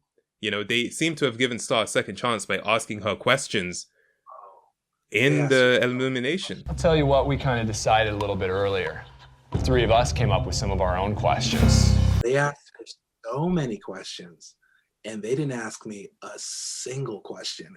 And I was just like, what? Is this the criteria that I was so like caught off guard. I was like, wait, she didn't get a chance to answer any questions. Like that's right. Like Cyrus was like on top of it, completely on top of it, and dominated that whole thing, right? People were asking why he wasn't asked questions and why I was. Right, Big D wasn't asked questions, right? Yeah, so Big D, when it was his turn to go, he had plenty of time to answer the questions and he didn't know. He just didn't know the answer. So it's not like he was beat out really fast. He just didn't know. And they went through multiple questions, even more, because there was times where neither one of them knew. So they had to go on to the next one. If I was in his situation, there's a chance I could have got more points. Right. If he and I were swapped. Okay. Because there was some of the questions that he had that I knew that I would have had plenty of time to answer because, they both were just kind of like, Who is considered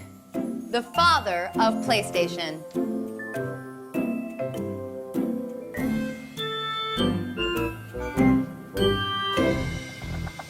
All right, that's 5 seconds. So I think just because of me going up against Cyrus, I was kind of screwed. And if roles were reversed, I think he would have for sure went home, but there wouldn't have been a question about it. They asked questions until someone got 5 correct, or until 5 answers had been correctly answered, regardless of who got them. So there are a lot of questions that no one answered that got cut. They asked 6 questions in my round total. That was it.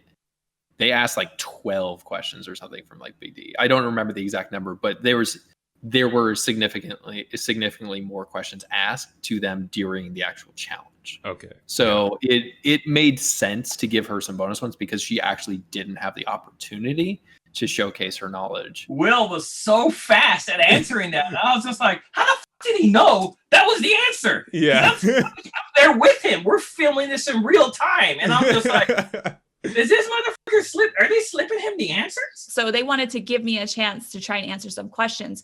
But if you listen to the questions, you can tell that was manipulated so that I would stay. Because Guitar Hero, I have a history of Guitar Hero. And then they asked Final Fantasy questions. Final Fantasy VIII is my favorite game of all time. They knew that. That was part of the initial interview before I got on the show. It was very obvious to me at that point in time that they wanted me to stay and that it was manipulated in my favor. Then they were like, all right, Big D, you got to go. I was like, what? Like, can I get questions? I think Doc like spoke up, like, are you going to ask him any questions?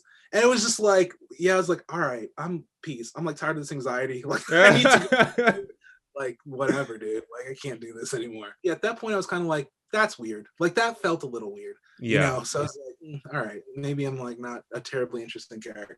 They put us up for Elam, right? They talk to us. And what you don't see is they actually send us back into the house and the judges talk. Right. But when the judges are talking, they're actually watching us on camera and listening to us. They have the TV set up. And this was never shown on TV. People don't know that. I don't even know if the other cast members know that. But they were watching us on TV and listening to us. And what we said influenced whether or not we were going to go home. And so the people who went back and did nothing but complain or just didn't say anything were the ones that were sent home. I went back into the house and I would say things like, yeah, man, I don't really know this or that, but if I had a chance to prove that, you know, I can learn, I would, you know, do this or that. And I would say things and I would hear the judges repeat exactly what I said in there when we were up for Elam. So people think that like, I must have been hooking up with somebody. It was like, no, I knew what was going on and I was saying what I needed to say at the right times and I was sticking around because of it. Wow. And they don't show that at all. So it seems like quite, you know, quite a conniving thing to do, honestly.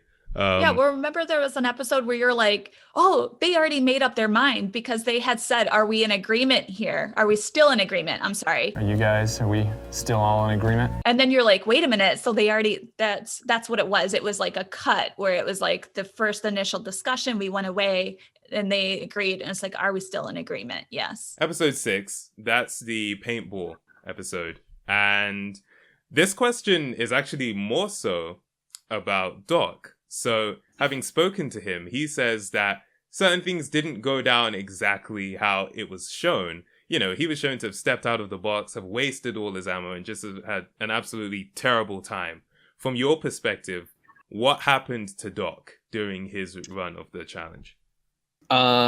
He fired way too fast. They, again, played it up really negatively towards him, about positioning him as this military person coming from the Marines and then coming into and just not hitting his targets. I think his experience actually played to his own detriment because he was trying to shoot that gun like he was like the guns he was actually used to firing. Right. I believe, and he'll probably dispute me on this, I believe he probably forgot that there was a cap on the ammo, or he didn't realize that you only had to hit a target once and then move on. He was just trying to peg one target as many times as he could. The paintball challenge, God, I was so fucking pissed about that. First off, the jumpers they gave us, those jumpsuits, the overall things, first off, mine was a size too small. So I'm crammed into this thing and it's hard to move as it is. And then they're like, okay, we're going to run you through a practice event. And just like it was, so shoot all the targets like you normally would. Now, I used to paintball a lot back in the day. When you get a squib and the ball breaks in the barrel, the plastic casing of the ball can get lodged in there. And every ball that passes that as the paint splatters in there causes it to lob in different directions. You normally have to squeegee that out. So my first one broke in the barrel. And I could feel it as it was entering. And I'm watching it lob in different directions. And I'm like, hey, can I get a squeegee? They're like, keep shooting. And I'm like, okay. And I was like, that sucked. And they're like, that's your time. And I was just like, fuck you. I was fucking pissed. And I was like, no, I asked for a fucking squeegee. You told me to keep going. They're like, we got all the shots we need. And I was just like, you fucking motherfuckers, dude. And how about the part where they say you stepped out of the box? Like, what happened with that? They did have a pre-designated area. And now remember, we were only doing a practice one. So I wasn't mindful of my box because we were just doing this, right?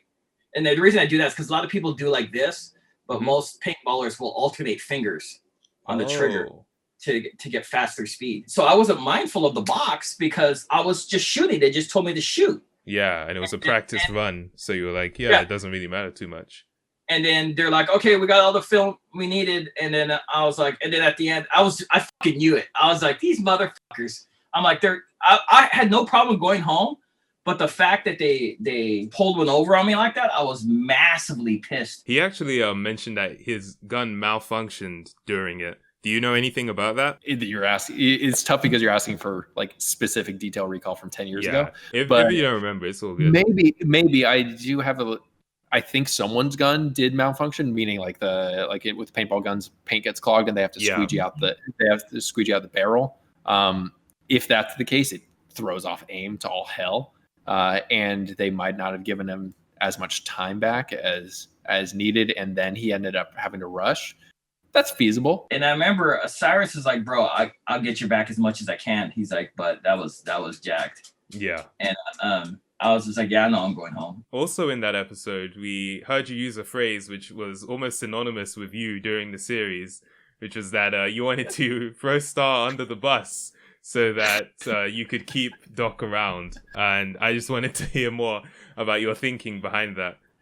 We tried. Again, it's false power dynamics, which is like they created this this scenario where we believed we had power, right?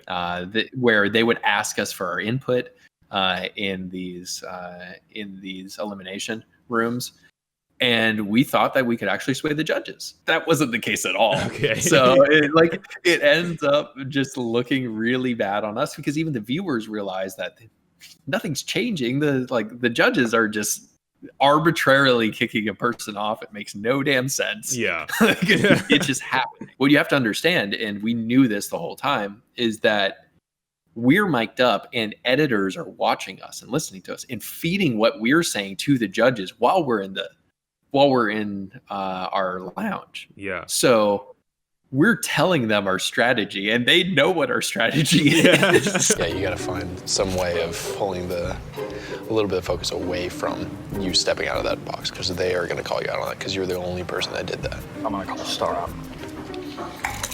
Right? I'm going to have to. So they knew that you were planning to defend Doc to the end. Oh, yeah. So they're like, oh, whatever. So none of it matters. That's just the way it is. We're still going to try it. Yeah. Because what do we have to lose? Amanda and Will tried to stand up for me. I was just like, listen, I had a ball break and I wasn't afforded the opportunity to correct my weapon. And they're like, well, okay, well, you should have been more focused. I'm like, I can't be focused with a faulty weapon. Yeah. When the judges are there and they're telling you, oh, you lost the challenge because you weren't focused, what's going through your mind? What's actually happening there? I was just imagining punching every one of them in the fucking face. Now, mind you, they had security there. They had this guy who was an MMA fighter. Oh. Carlos was his name. And he was there in case any shit got out of control. He would fucking lock you up if and nothing ever did, but he was like the one time I was going to choke the fuck out of Hal Sparks. I actually saw him step between the cameras because he saw how fucking mad I was. Could you tell me about that time? Was that in this episode or was that another episode? That was after the one where we did the balls. I used the term girl on the megaphone. Luge, right, you're gonna knock it over. Keep going, right there, girl. I grew up in the lower south side of Riverside, California, in Southern California. Luge was from the Bronx. So saying "yo, girl" is there's nothing derogatory about it. Right. He started telling me how in today's fucking marketplace you can't refer to women as "hey, girl."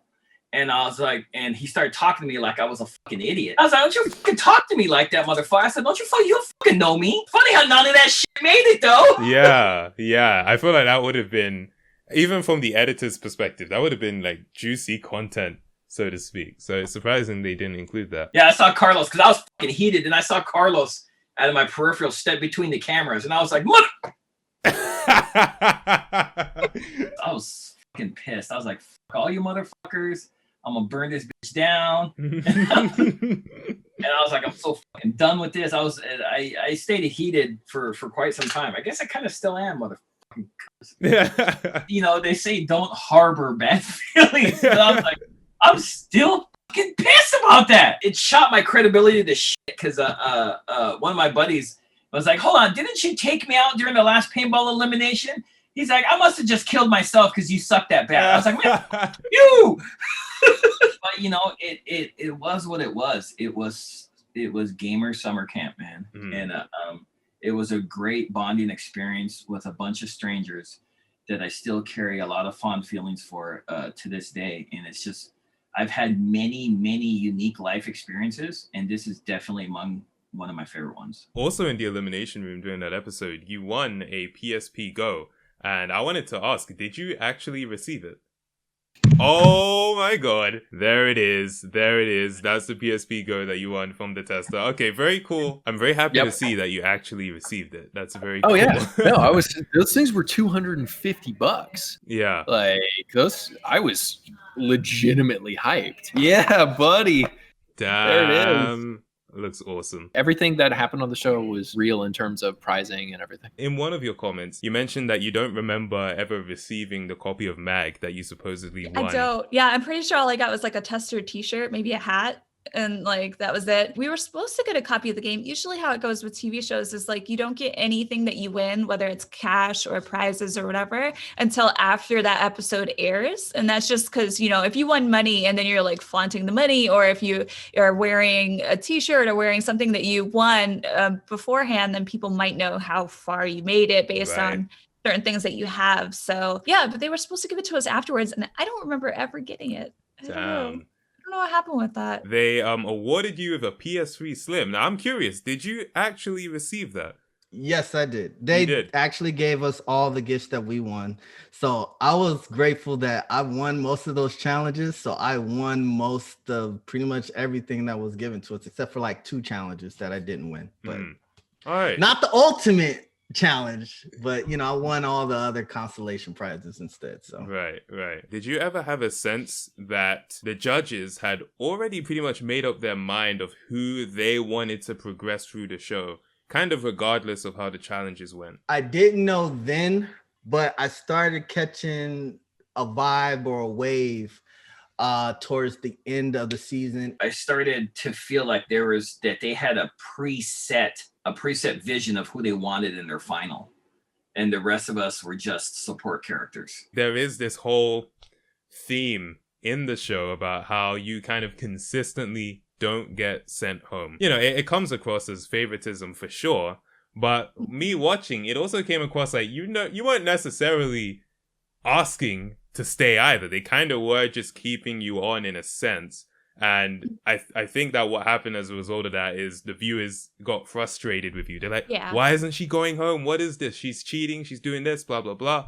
How did you feel about how you kind of came across as a result of that? It was kind of frustrating. Like, I felt like I was put in the bottom, like, just for them to kind of get some sort of like, oh, is Star going home tonight or not? You know, like, kind of thing. I felt like they did initially kind of like use the fact that I had a little bit of a following to kind of create some sort of suspense. And that kind of bothered me. But it bothered me a little bit more that they kind of like, that people were getting mad thinking that I was doing something, you know, like sketchy, or that, you know, it's like they were, you know, simping for me, as people said, or whatever, you know, like, I mean, out of context, I can definitely see how it comes across that way, but I feel like maybe after they hear our discussion, they'll kind of see things a little bit more. And like, once you know stuff like this and you go back and you rewatch it, that's where you kind of see the cuts. That's where you kind of hear the sentences mushed together that are cut. You know, like, you kind of start to see it. Yeah. Aside from the LARPing challenge, were there any other challenges where you were shown to have not performed very well, but you actually did do pretty well? It's not like I performed like way better or anything like that, but there was times where I was not in the bottom technically, but it's like I felt like they kind of put me there. For example, the paintball one, like, it was very clear the Doc was last. Right. We all know that. Like, he messed up. He didn't shoot any targets. He didn't listen. He didn't stay in the box. All these things. Like, okay, that's clear. But then I was kind of like, why am I up for Elim again? I went first, right? Somebody could have learned from me. Like, let's say it was the running thing. Let's just say, oh, she ran out of time or something, like, because she didn't run. Then the next person could have learned from that. Nauseous got exactly the same as me, but they automatically just were like, he's fine. Like, automatically threw me in the bottom again. And it's like, what the heck, man? Like, I'm getting kind of tired of them doing this and like kind of like having to fight my way out of this. And I think some people forget like other people's placements too. Like, Doc was called out multiple times. Big D was up for elimination 3 times. Amped was in the bottom before and up for elim, you know, but it's like, people kind of forget about that, I think, because they were so focused on me. Right. So they kind of like don't realize that there were times where I placed higher than Amped and Cyrus and Nauseous like previously. And there was times where, you know, they were up for Elim. And not Nauseous, I don't think he ever was, but the other two. So it's, I don't know. I mean, the editing definitely is done in a way to make you focus on something, or to make me look like I'm just terrible and I can't do anything, basically. It seems like the show needed some sort of bad guy, and you unfortunately were the one guy, that was chosen. So now we go to episode 7, the Kung Fu Challenge. In that episode, this is essentially the first time that we see you fail a challenge, you know, not as part of a team, because even in the team challenges, you were pretty much always the MVP, even on the failing team. But this is the first time we see you not do so well in a challenge. During the actual challenge, like, what happened? Were you distracted? Like, what happened during it? So exactly what happened is I had the combo memorized. Like, I knew exactly what I was trying to do. And the first run, I thought I had done the combo that I was supposed to do. Apparently, I did a knee instead of a kick or something. Like, I didn't extend the bottom of my leg. Right. But my brain was telling my body to do the correct combo. And then they're like, wrong. So then I'm like walking back. I'm like, but I did the right thing. So now I'm thinking like, okay, did I remember it incorrectly? So I'm questioning it. And then I start just like trying random shit. Because in my like, I obviously remember incorrectly, but in my brain I had done the correct thing and they told me it was wrong. Yeah, so now you had to change what you were doing. Whereas maybe if you had just tried to do it again, then they would have, you know, oh yeah, that was right. So I was just like completely thrown a loop, because I'm just like, well, I did what I thought was the right thing. Did I remember incorrectly? I'm in my own head at this point, and I screwed up on the first time, and it caused me to just derail. Right. Is what really happened. And following that, when it was announced that, you know, you were up for elimination, you appeared quite upset during that. And, you know, I sort of, you know, I did my commentary. I admittedly psychoanalyzed a bit too far. It was pretty fair, like, in all honesty. Yeah. But yeah, you would say, okay, that's interesting, because, you know, I was talking about how it potentially suggested that you weren't used to failure. And I felt like, okay, I don't know this guy. Maybe I shouldn't say that. From your perspective, how do you feel about that? That's pretty fair. Like, I'm a pretty smart guy. I generally, if I put my mind to something, I succeed in it. Right. And then going back to the 2008, 2009 mindset of times suck. This is for a job of something that I actually want to do. Like, if I'm getting kicked off, like because I need instead of kicked in a ninja challenge, like when I'm wearing a gi, like, and getting kicked off like before the final episode, then this is literally worst case scenario. I'd rather be kicked off the first episode and not make it this far. Right. So I'm so emotionally invested at that time of just like, I can taste a job. I've made it this far. I haven't talked to my friends or family in like 2 weeks at this point. Like, I'm so emotionally invested that I just break. That's what it is. And like, that's where all of that emotional attachment to each other and dependency like comes in of that's real. Like, I was just over it. I'm just like, man, all of my work, all of my effort, everything like is just for nothing. Okay. So, right. That sucked. How did you feel like watching me and my commentary on it? Did it? Like I said, it was pretty fair. I'm not used to failure when I put my mind to something. Yeah. If I don't even though I tried it, it's like, oh, whatever. then I'm just like, well, I didn't care about it. I'm excusing myself of not succeeding. Yeah. But if I'm trying, then I'm invested in it. So yeah, it's a pretty fair assessment. Okay, well, that's good to hear. I'm just happy I wasn't going too far, because even editing, I was like, bro. You're good. My mom's a psychologist, so you're good. Right, certified.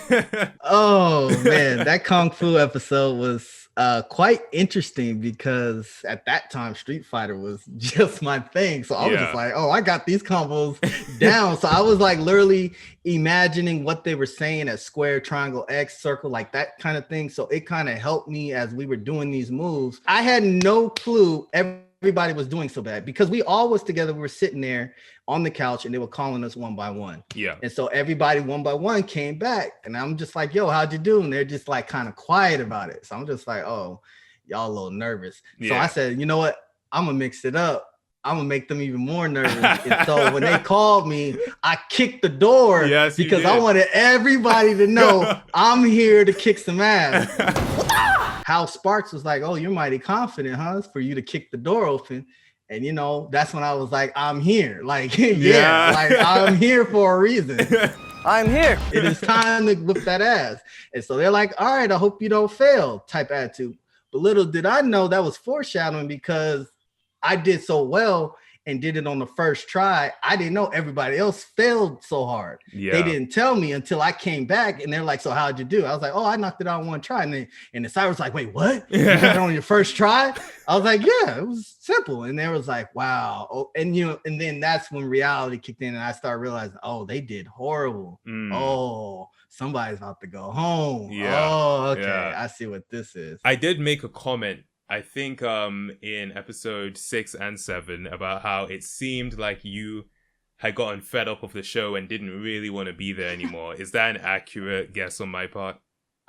So actually something happened on episode 6. It's not like something major, but I had actually just got these like piercings that are under my eye. I had actually just got them done a week before the show. I wasn't sure if I was going to be on the show or not, or when it was going to start filming. So this was like done regardless. And then I ended up being on the show and then I was like, okay, these were not healed yet. So the reason why that matters is like when we were paintballing, the mask actually went right on top of them. Ooh. And actually it caused my face to swell up and I was really uncomfortable. And then one of my piercings, the top actually popped off and then the base started to sink into my face while I was still on the show. It was really uncomfortable and I was really worried because since it was still healing, there was a chance that it could heal inside my skin. A medic came, he tried to look at it. He couldn't get it out. They were like, yeah, you need to go see somebody. So I was trying to get off the show and they said, well, in your contract, you can't just leave. You have to be eliminated. You can't just walk away. We have to have footage of what happened to you. So I was kind of like, in the next episode, I was like, yeah, no, he deserves to stay, you know? And then I was like, I couldn't say that I wanted to go. So I was like, I'm not saying I want to go, but... Star, you're shaking your head in agreement. I'm not saying I want to go home. I'm not saying that at all. But I believe Cyrus, he can learn about testing. He's a smart guy. I tried to see if they would like take me to like a place to go take care of it. And they said that I couldn't leave. So, yeah, so I was kind of stuck. It's like, if I want this taken care of, I have to leave. Otherwise I'm on the show for like another, few days, maybe a week. And at that point, this thing could be completely healed under the skin, which means then I have to get this thing cut out of my face. This is probably TMI for people. They probably don't want to hear about this. It sounds a little gross, but you know, dermal piercings, that's something you have to kind of deal with. And I just didn't want to deal with something that turned into something bigger, some sort of infection or whatever, especially something so close to my eye. The last thing I want is to go blind because of a freaking TV show, you know, like how stupid is that? So right.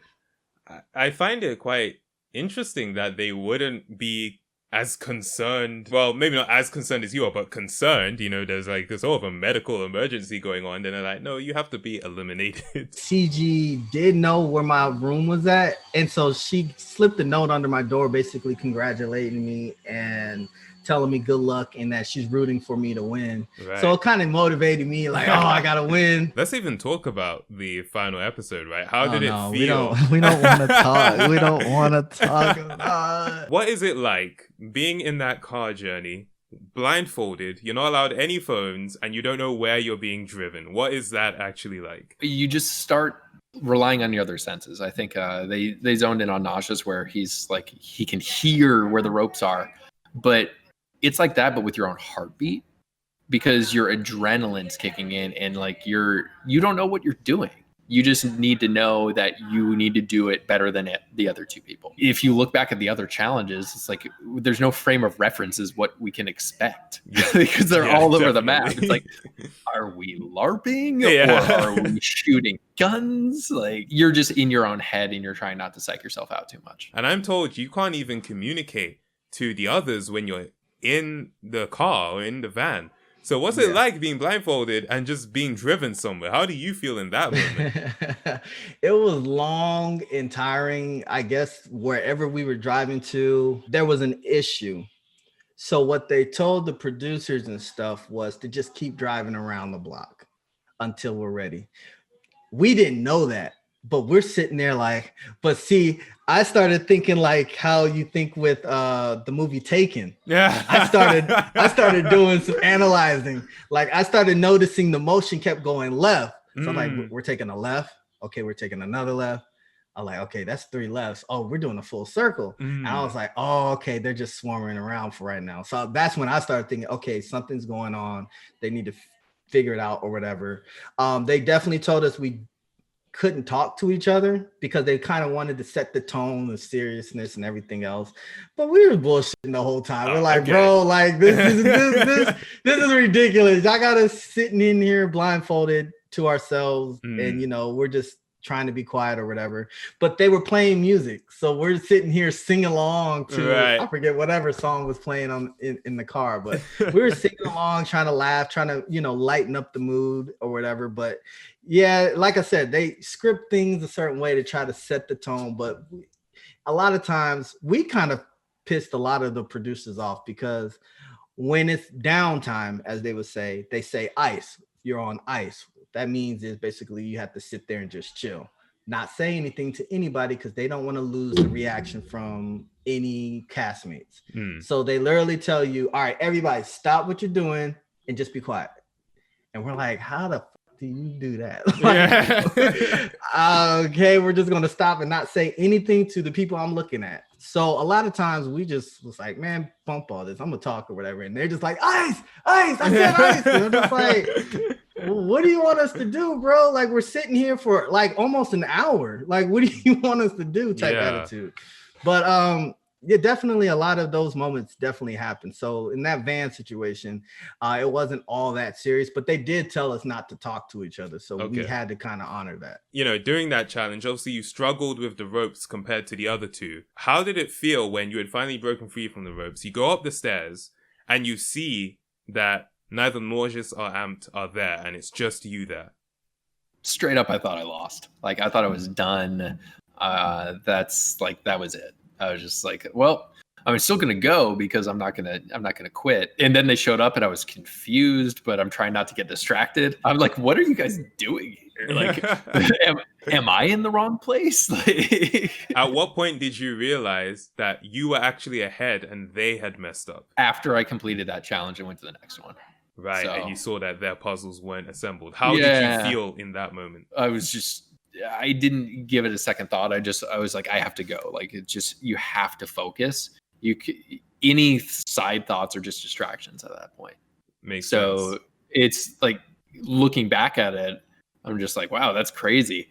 Probably should have shut the door behind me on the way up the stairs. Or something. Both you and Amped had broken free of the ropes. You were trying to find the exit. You found it. You're both running up the stairs. You get to chapter 2, and you guys are almost distracting each other because you're trying to keep tabs on each other that you end up missing the puzzle you're supposed to do. This is what I mean by they wasn't very clear on the rules, right? They probably was, but you're so disoriented when you're blindfolded and you hear, like, you know how your senses are, they truly are, they're heightened to a huge focal point to where you can hear somebody talking, but you can hear construction like 4 miles down the street. Like, you can hear everything.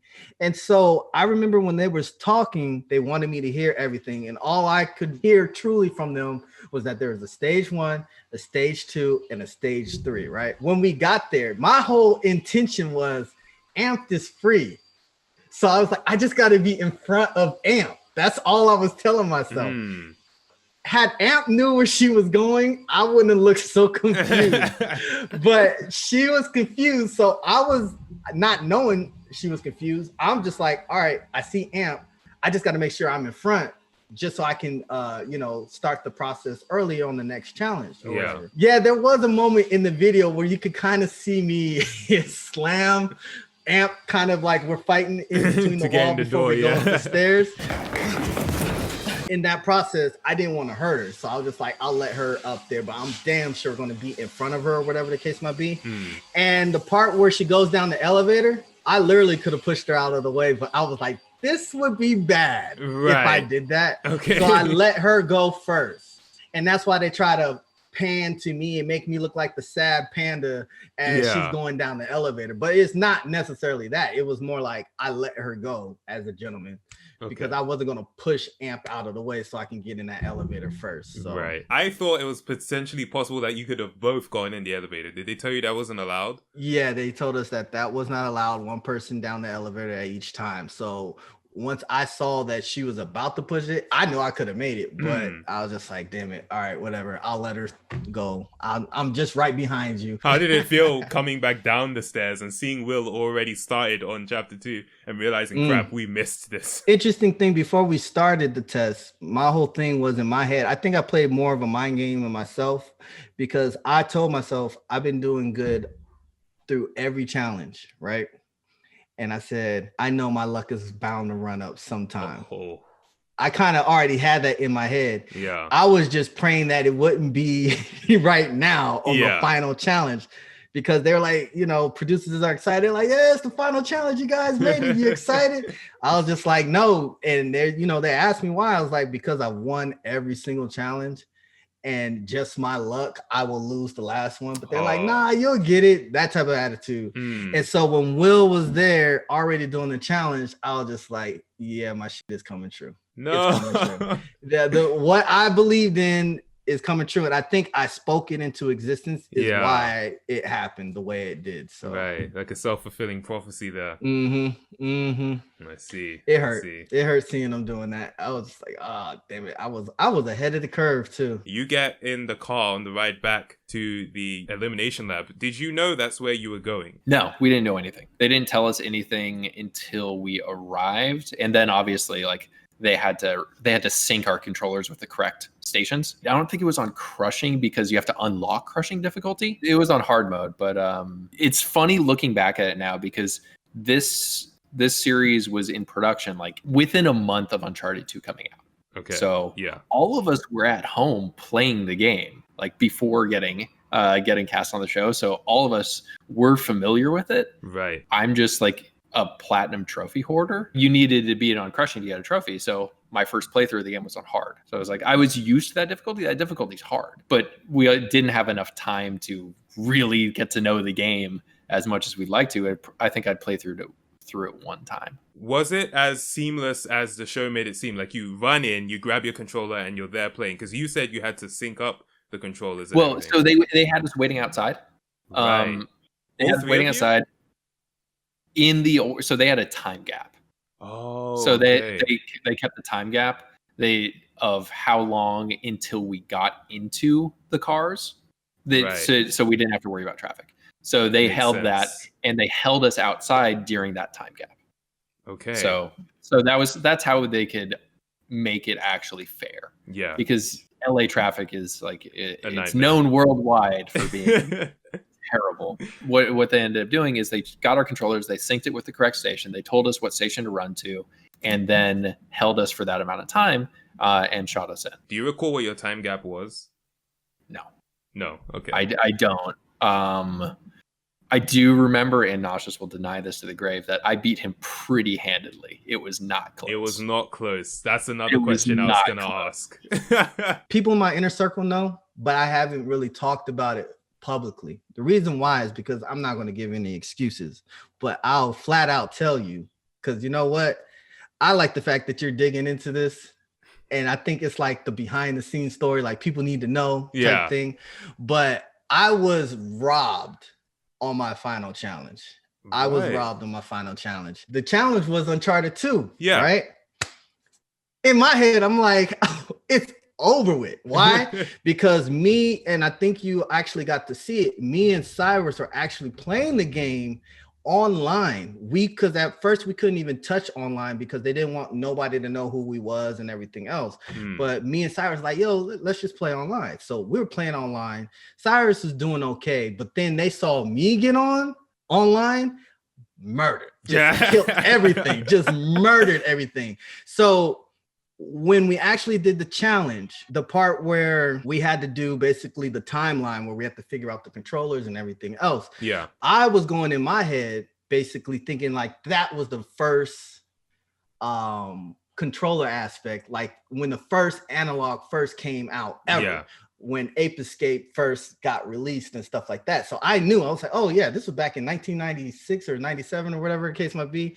And I kept getting it wrong. And I'm like, what the, like, yo, y'all got to tell me if I'm doing something wrong. So they actually kind of whispered in my ear. They're like, no, that's not the PS2 analog. We're talking about the PS3 analog. So I was like, oh, so that's when I knew what it was. And I finally answered it. And so when we got to running to the limo, that's where they stop it. They're like, all right, cut.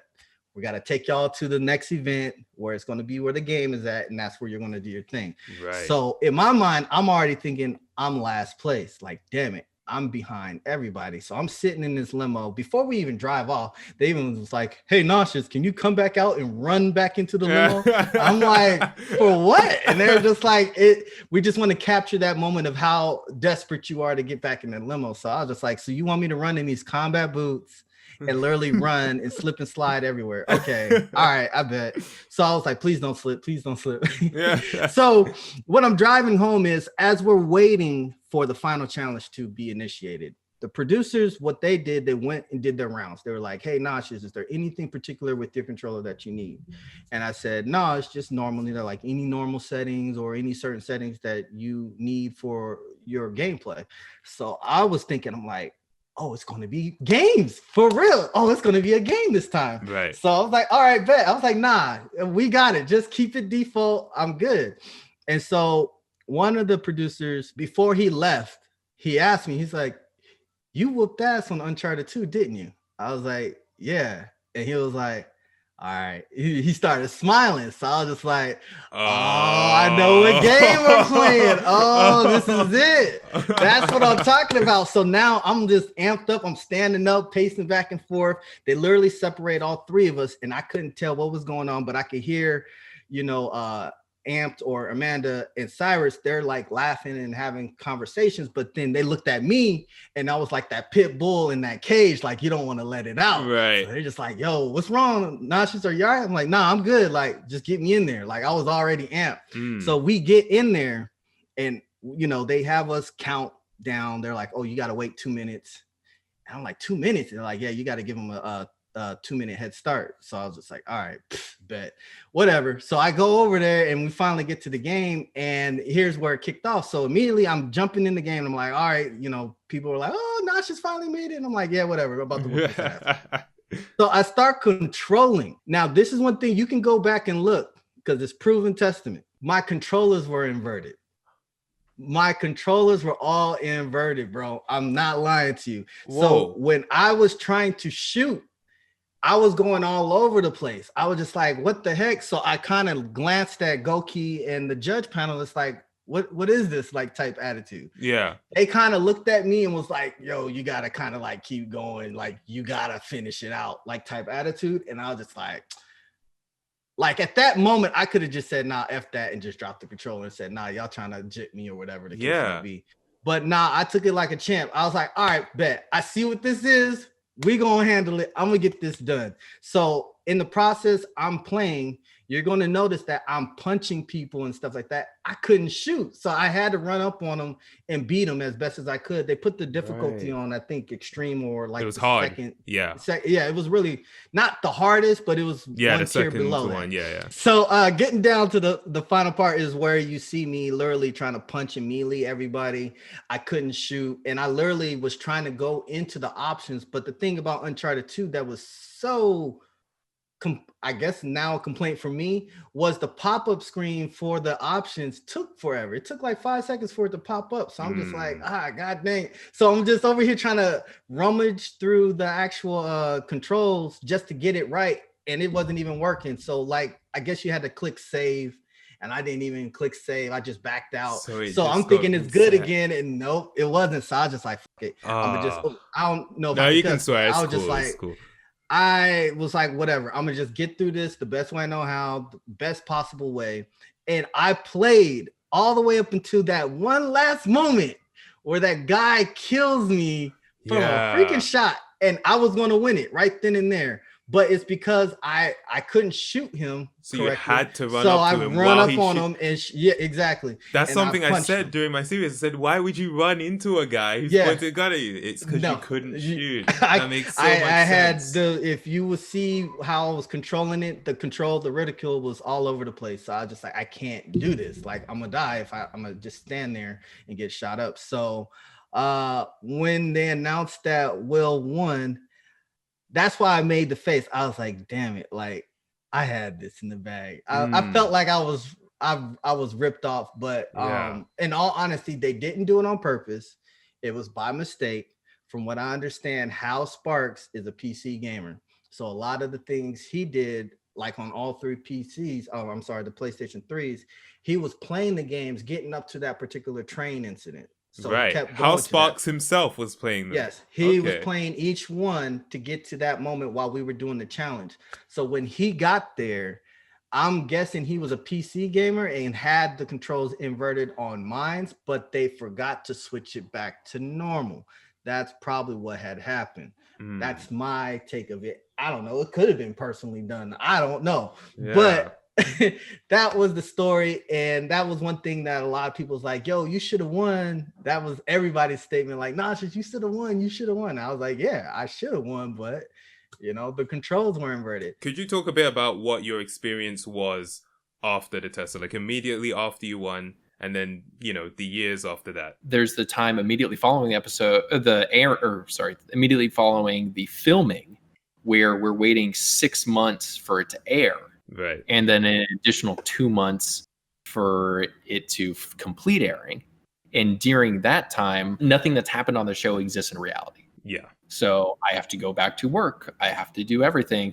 Meanwhile, I have to plan to move from North Carolina to San Diego, get an apartment, plan to move like 3,000 miles across country, which is no small feat. Definitely. And I'm uprooting my life while planning in secrecy, which is weird. And they're like, you can't even tell your family, like, sort of thing. So it's a really bizarre. I told my mom, I said, if I come back earlier than expected, I didn't do so hot. And so when she found out that I lasted the whole time and I had just came back, so she was kind of under the impression, did you win? Did you lose? And I couldn't tell her. I was being truthful. I was being full straight fledged. I was like, NDA agreement signed. Nah, I can't say nothing. You just got to find out. So I actually sat down and watched it with my mom. After that, then I started working and they give you a contract for 6 months. I actually I enjoyed the work. It was fun. It was demanding. Right. I worked on Ghost of Sparta on PSP. Cool. I worked on the main title I was on was Sports Champions. Okay. Is that a Move game, PlayStation Move? Yeah, it was a Wii Sports of PlayStation Move. Right. So we tested the shit out of that game. Weirdly enough, I'm glad I didn't win because of the fact that I see the journey that Will went through and a couple others that won.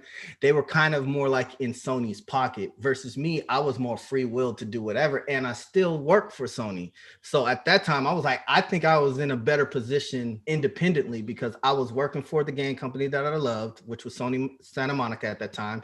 I didn't have to work for San Diego Studios like Will and the few other winners had to do. And I got to be able to speak my mind, be wherever I wanted to be at most points, I should say, speak my mind. I just couldn't talk too much about the tester. So, yeah, that was one thing that I never talked about until right now. So you got the first exclusive on that. I appreciate it so much. Thank you. One of the directors, a guy named Ron Eagle, he staffed a lot of my interviews when I was onboarding as they were doing promo for the show itself. And he said, hey, so you're a pretty smart dude. I think there's a spot on my team when your contract's up. That's essentially how I transitioned between QA and PR. And then I've been in PR and marketing ever since. I worked for PlayStation until 2012 and then went agency side and started working with 505 and Square Enix. I was at Deep Silver for 5 years where I managed all of their marketing and comms for North and South America, working on like Saints Row and Dead Island. I worked on this is gonna get a lot of hate. I'm just can see it in the comments now. All right, let's hear it. I also worked on Mighty Number 9. Okay. Faster and stronger, and make the bad guys cry like an anime fan on prom night. I did not do the prom night joke. Okay. I warned them. I told them to pull that joke. They did not listen. They did not listen. Not my fault. Heard it here first. I've gotten the opportunity to work on some really, really cool stuff. And now I manage esports communications for a bunch of different esports teams. We work with some really cool clients. We work with Riot Games and Square Enix Montreal and a bunch of different really cool companies. That's really cool to hear. The fact that you've managed to like keep within the gaming industry, and it seems to be doing pretty well for you. So I'm incredibly happy to hear that. You mentioned that you actually got a job at Sony. I'm so curious to hear about that. Like, how did that happen? Brent Goki is a great guy. When I had lost, I was discouraged, but he told me, he said, hey, look, this is just a contest. He just won the money, but we still got a job for you if you're willing to do it. When the opportunity presents itself, hit me up and I'll definitely pull you through. So I was just like, all right. And then lo and behold, I heard God of War Ascension was being worked on. Right. And so I just hit him up like, hey, Brent, remember that statement you said? And he was like, yeah, I got you. Don't worry about it. So he definitely followed through and I definitely got in. Interesting thing, they also had me do the sound testing for the goats. They thought I did an amazing goat. And God of War Ascension. Yeah. So they had me, I'm not going to act it out, so don't ask.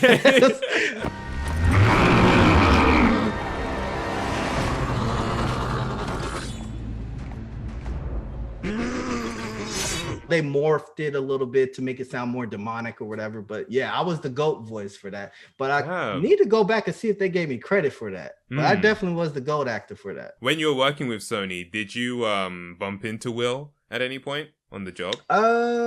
No. Okay. I bumped into a lot of other developers such as David Jaffe. Right. And I think his name was Ted Price.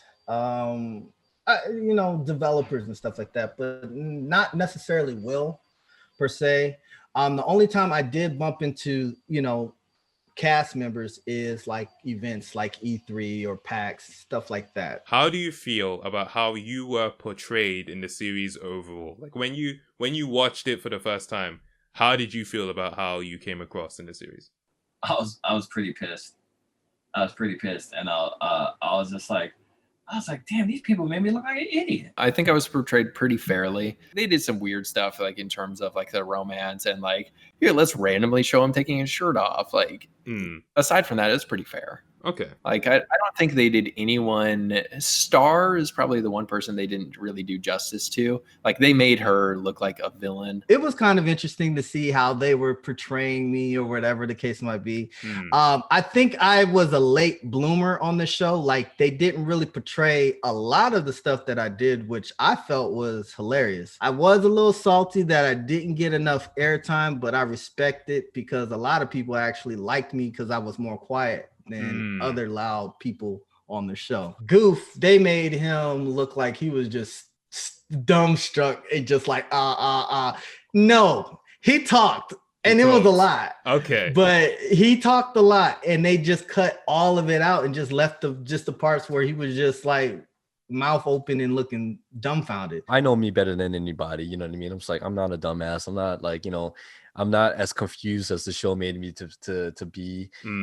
And like, I feel bad like looking at some of the comments and people like roasting me and stuff. I was like, yeah, you guys are funny. Yeah, I get it. But it's like, it's not how it went down. You know what I mean? And it's like, I don't want anybody to think of like, my friends on the show as such either. You know what I mean? Definitely. Like, these guys are really, really cool people. And it's like, people are getting roasted and stuff like that. It's like, give them a break, guys. It's not just them. It's like, it's all part of the production. Like, I feel like my character was portrayed well. Okay. Like, I mean? Like my actual personal character. Like, I know people took a lot of issue with like me when my team lost the bubble challenge, like me being like, they were my team. Like, it's my fault. Like, at the end of the day, like if I didn't pay attention to cues where Goof couldn't hear, that's more me than it's going to be Goof. I think just knowing that, like, even though I was like probably really nervous and really tense like the whole time, that stuff still registered. Like some stuff still like squeaked through. I really wanted Barmy to be on it for really long. I was confident. I was like, oh, he's gonna be on this forever. Like he's winning this. He's gone. Zygodactyl. Gone. Gone. Oh, and I'll say this. Parrots are zygodactyl. 2 toes forward, 2 toes backward. What was your reaction to Barmy saying parrots are zygodactyl? The show made it seem like he just said it out of nowhere. Is that what happened? Yeah, that's how he was. We didn't get a whole lot of time with Barmy. That's how he was. And I think that's perfect. I think that he was also like someone who were like, we got to get this dude out of here, because he was very skulky and like watching everyone. And he was really nice. Like, but he was like playing a game. Okay. He was very playing a game. Barmy was always like, if we were right here, Barmy was over here. That guy analyzes everything. So he removed himself physically so he could analyze everybody from afar. The guy is super smart, super witty, and friggin' hilarious. Up in Redwood Studios for Sony, they actually had his picture up in the office. Wow. And someone had wrote in Sharpie, the Barmy Army. Yeah. That is awesome. Yeah. And so he actually had this whole following of people at Sony. As a result of the show. Yeah. That is perfect. That's amazing, because I have seen a lot of Barmy fans in my comments as well. This dude was only in episode 1, and yet in the comments of every episode after that, you have people saying, I hope Barmy comes back. So Barmy, that dude was legit, dude. You were already fairly well known within the gaming community, to be fair, but were you getting recognized for being on the show? Were you having people message you for being on the show? Like, what was there any response for you being on the not tester? as much for the tester, I think, because it was PlayStation Network exclusive versus some of the other stuff I did, which was like on Sci-Fi Channel, which is like millions of people watching. Right. So it was like there was some people who saw it. There were some people who would like find me online, and even like recently, I think because of your YouTube, right. Because of you doing the episodes, I've had people message me like on Instagram and be like, "Oh, you shouldn't have been eliminated," and they'll reach out and say stuff like that.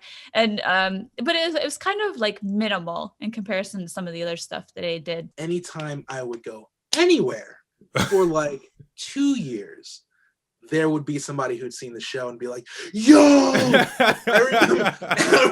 I remember like there were places where it would happen very obviously. Like Sony used to have a building in the city, and I'd go there every so often because that's where they had the PlayStation like mega store. So if you needed to get something that you couldn't find anyplace, like a mount for your PSI or whatever, like you go there and go get it. And every single time I would go there, somebody'd be like, yo, Big D, yo, what's good? I'd be like, it's like a Tuesday. It's 3 p.m. Like, why are you even here? That stuff was chill. I remember I had a dude like follow me like a couple blocks, and I was just like, what is this about? Yeah. Big D, right? And I was like, yeah, dude, what's Gucci? Like, what's up? How are we doing? Yeah, Cyrus, after the show, we really enjoyed the minor celebrity that the tester brought, because we had gone to E3 together, he and I, because Kojima was there signing. He was there for E3, right? Cool. So we go, and there's this fucking line that goes around the fucking building and down the street, and I'm just like, oh fuck, we ain't getting in there. And Will goes, yeah, we are. I was like, we gotta get in line. He goes, no, dude, it's us. Watch. So we start walking towards the front door, and everybody in line starts going, hey, no. They're like, what's up, Doc? I'm like, I love you, man. That's and awesome. We get to the front door, and they're like, oh shit, it's you guys. Come on in. It's like 600 fucking people over here. And they just fucking open the doors, let us in, and there's fucking Kojima sitting right there. There was one YouTube video, right, that got hundreds of thousands of hits. It was a video of a guy at GameStop playing with somebody who they thought was me. Like, some guy who looked like, like playing Street Fighter with like, Goof from the tester. Right. I was like, oh, when was I at GameStop? So I look at it, and it's like this guy who doesn't look like me, right? But he's like Asian or whatever, and he's playing with the GameStop employee, and they're playing, and it's like it's got so many hits. I'm like, that's not me. That's not even me, bro. Damn. That's not even me. There's a guy in Walmart, and it's so funny when my wife tells the story. This guy stops me in Walmart, and he's like, you're Doc, and I'm like, yeah, what's up, dude? And he's like, oh my god, and he tells this woman who has a small child in the shopping trolley, right? He's like, "Oh, touch my baby!" And I was like, bro, you just cannot be shouting that out in the store, bro. After the show came out, you can go into the PlayStation Home, which is like, you know, remember The Sims, and you can actually get our faces on the T-shirt, walk around with it and stuff like that.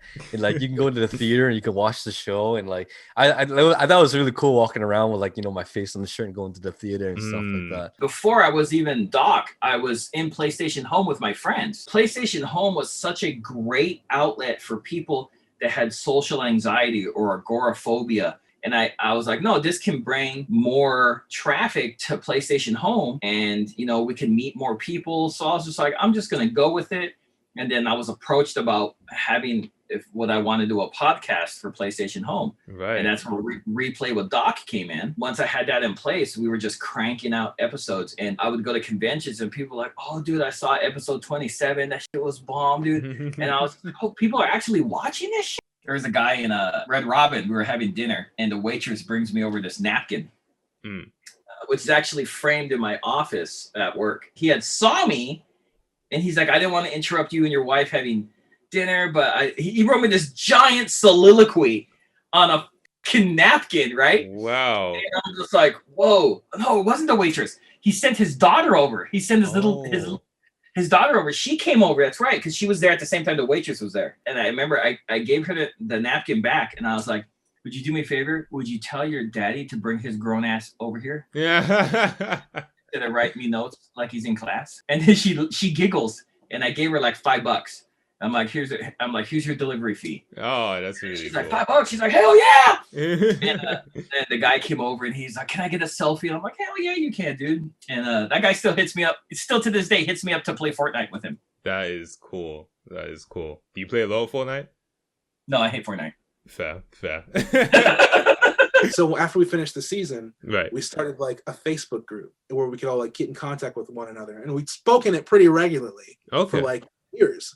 And then every time there's a new season of the tester, we would invite the people from the season into the group. So there's like this big Facebook tester group. But what was interesting, Ronnie, never heard from Ronnie ever again. Never been able to find Ronnie. Disappeared. As in, like, in person, you've never heard from her again? Never again. I remember like that being all like, anybody heard from her? I was like, no, I actually don't even know her name. Like, what is her like real, what is her real name? Like, to this day, we don't know what happened to Ronnie. Right. Every cast member wants to know. We think that she was a plant from the casting company. Really? Yeah, you can ask any of the other contestants from season 1. So we all tried to find her. Everyone under different leads online and different people we knew, we tried to find her. Nobody could find this woman.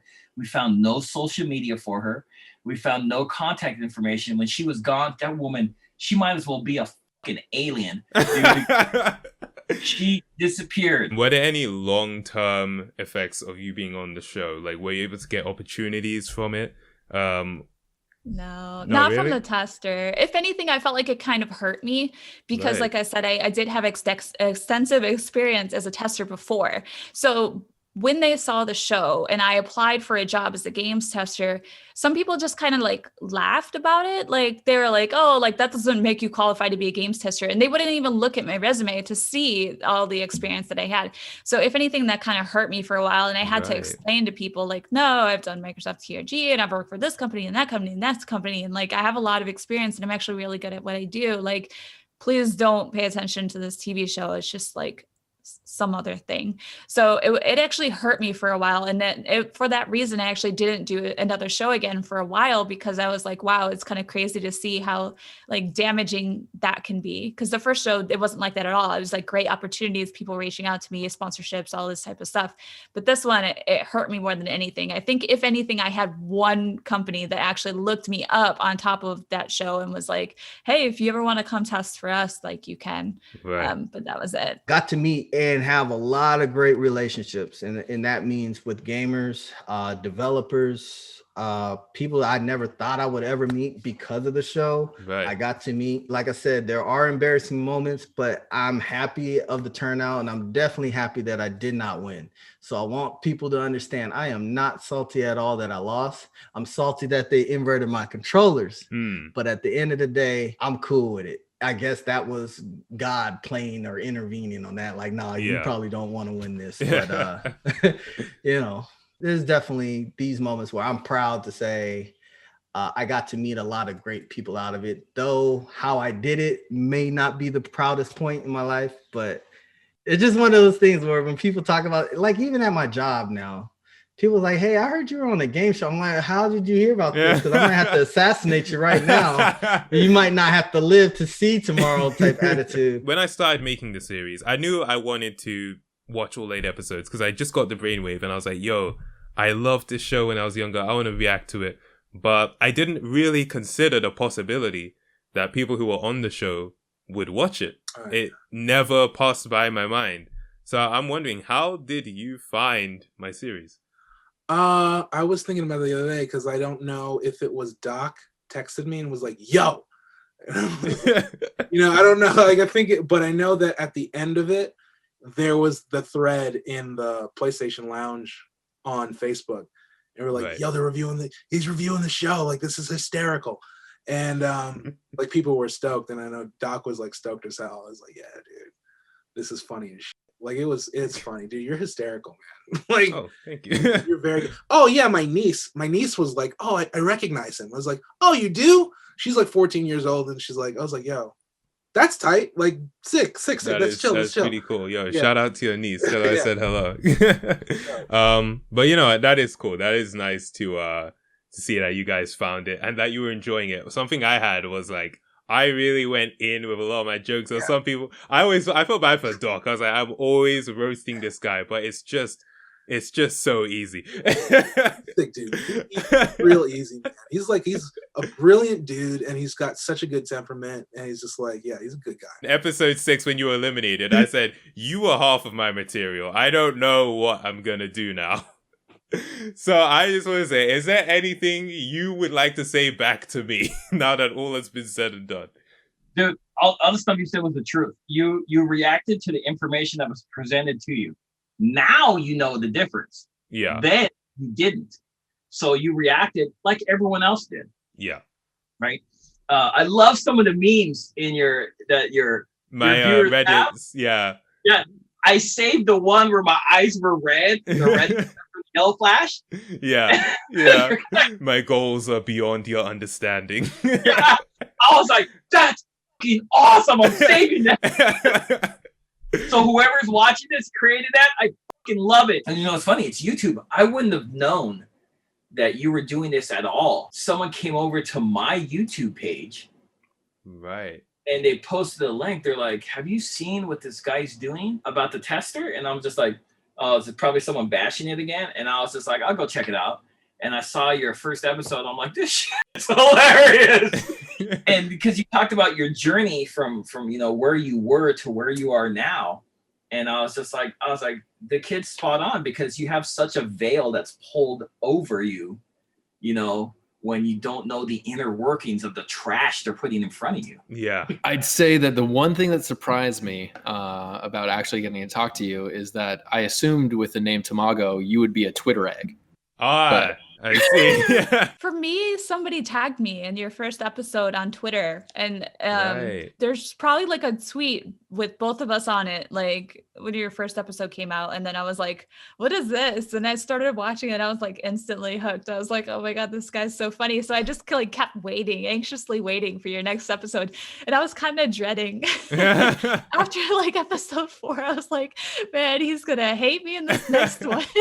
How did you feel about my commentary on, like, you specifically during the show? Like, feel free, don't hold back. If you want to say something to me, go ahead. Like, how did you feel about what I had to say? How dare No, you're fine. You're totally fine. And you were spot on with a lot of stuff too. I actually really like that you were the one doing it out of all the people, because you did really kind of like, you're like, wait a minute, and this doesn't make sense. And I'm pretty sure, you know, that this is edited to be like this. Like, you kind of hit the nail on the head with some stuff. So yeah, I couldn't be mad at you about anything. You were pretty much right about every single thing that you said about me. So that is comforting to know. Goof hit me up out of nowhere and messaged me on Facebook and was like, yo, have you seen this? I was like, "Seen what?" And he was just like, it says tester review. So I'm just like, oh no. That type of thing. Like, I thought the nightmares was behind me and they're coming back type attitude.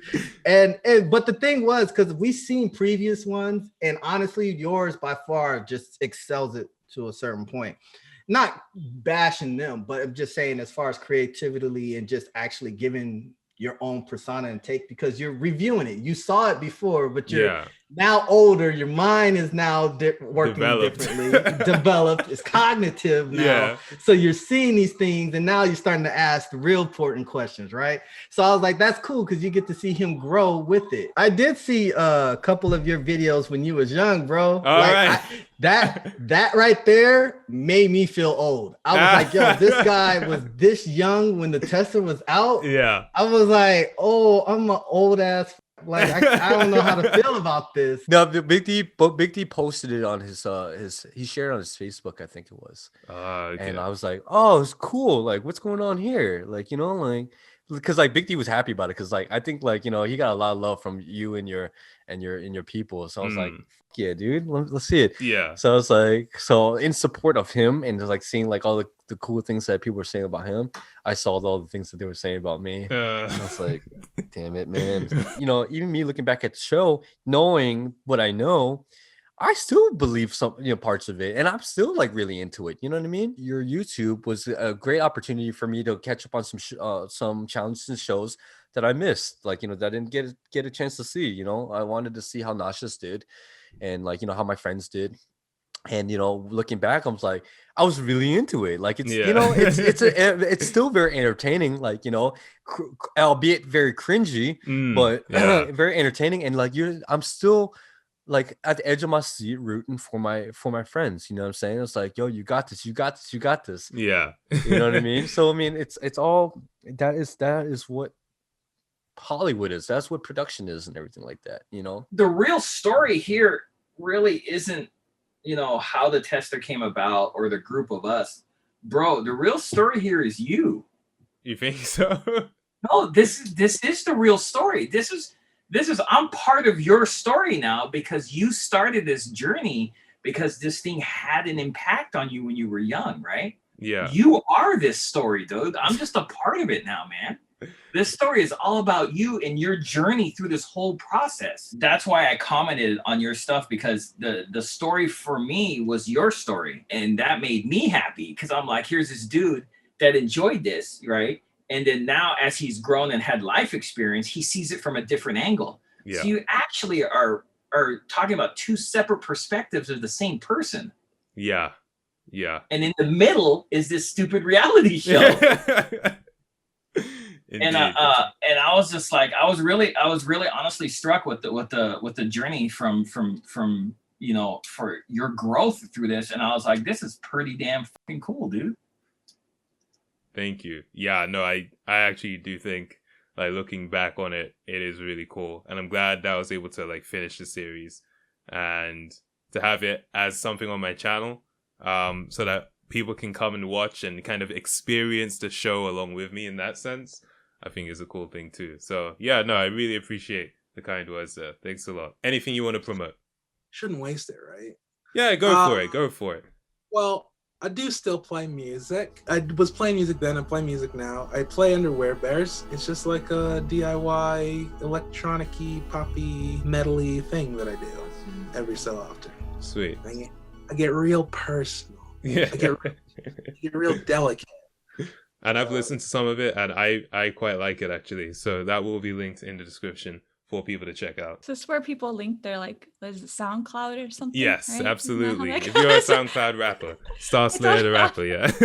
I mean, if you guys do want to find me online, I am Star Slayer on pretty much everything. STARSLAY 3R. I'm still there. I read everything, so be nice, please.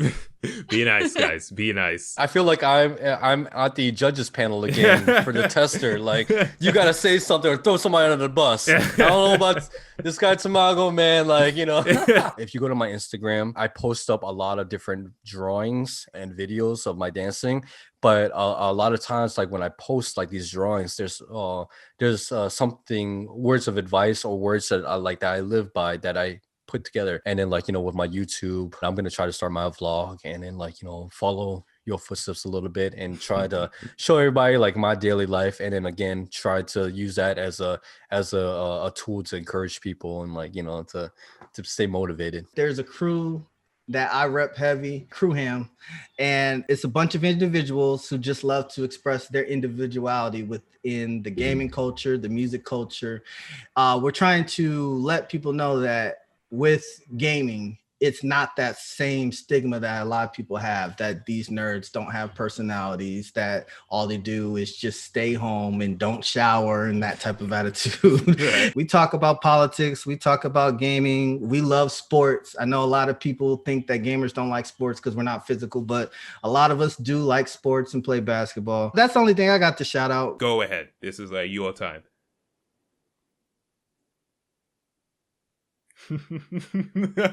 Do something out of your normal is what I want people to do to change their perspective on where they are now. There's nothing cooler than having a different perspective on something you already had a preconceived notion on. Talk to that person, you know, read that book, watch that movie, listen to that music that you were in 100% on, right?